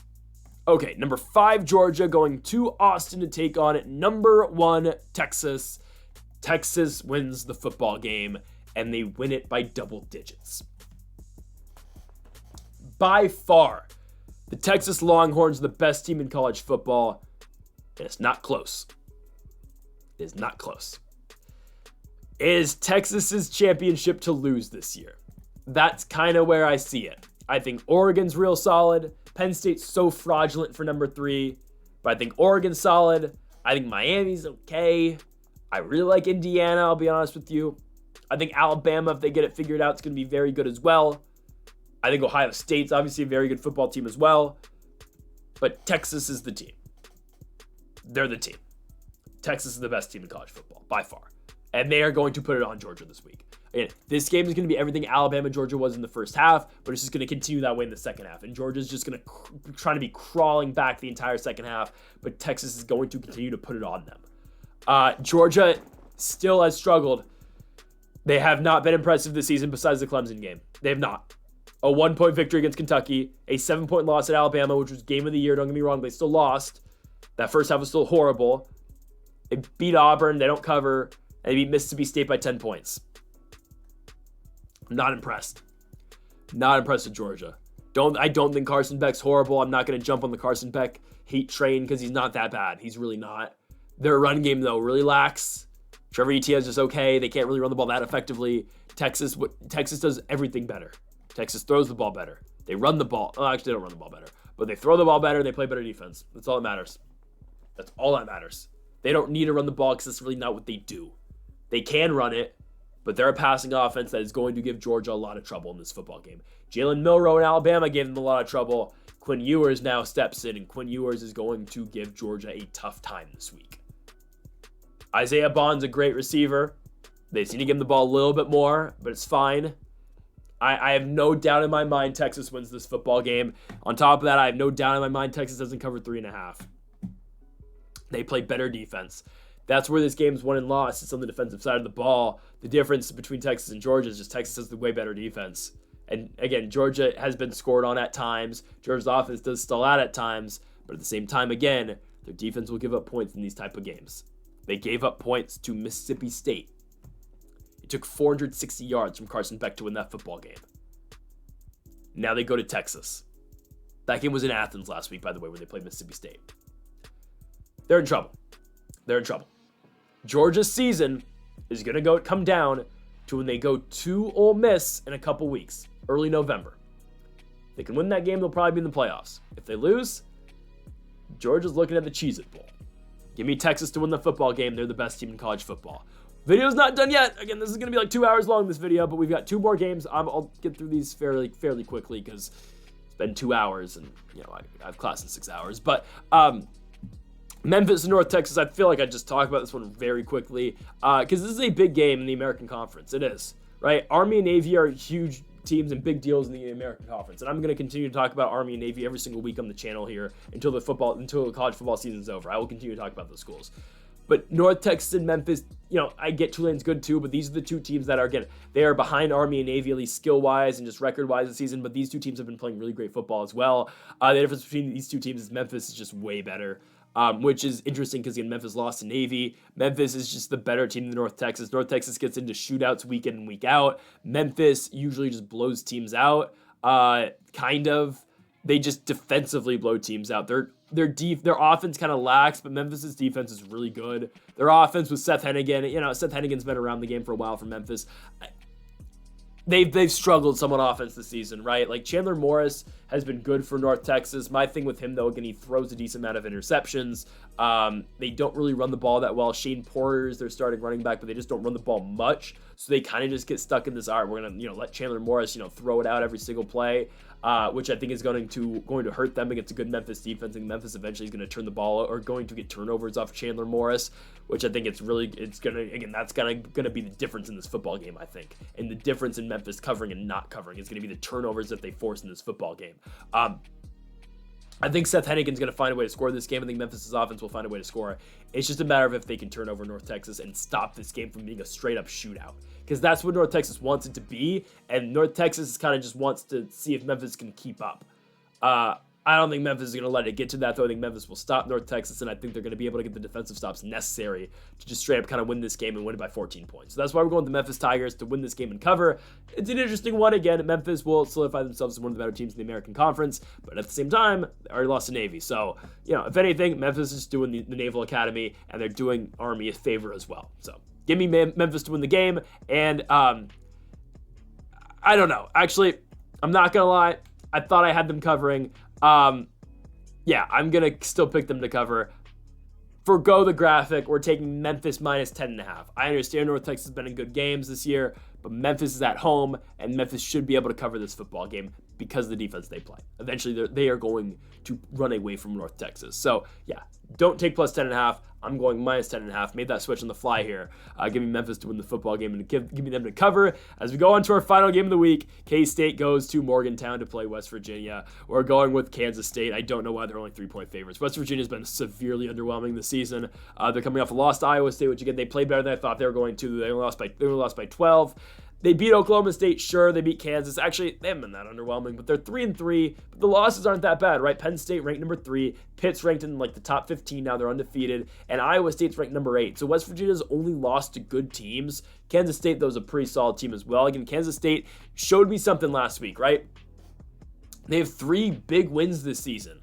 Arizona, Oklahoma State, Colorado. Their only losses to number 13 BYU.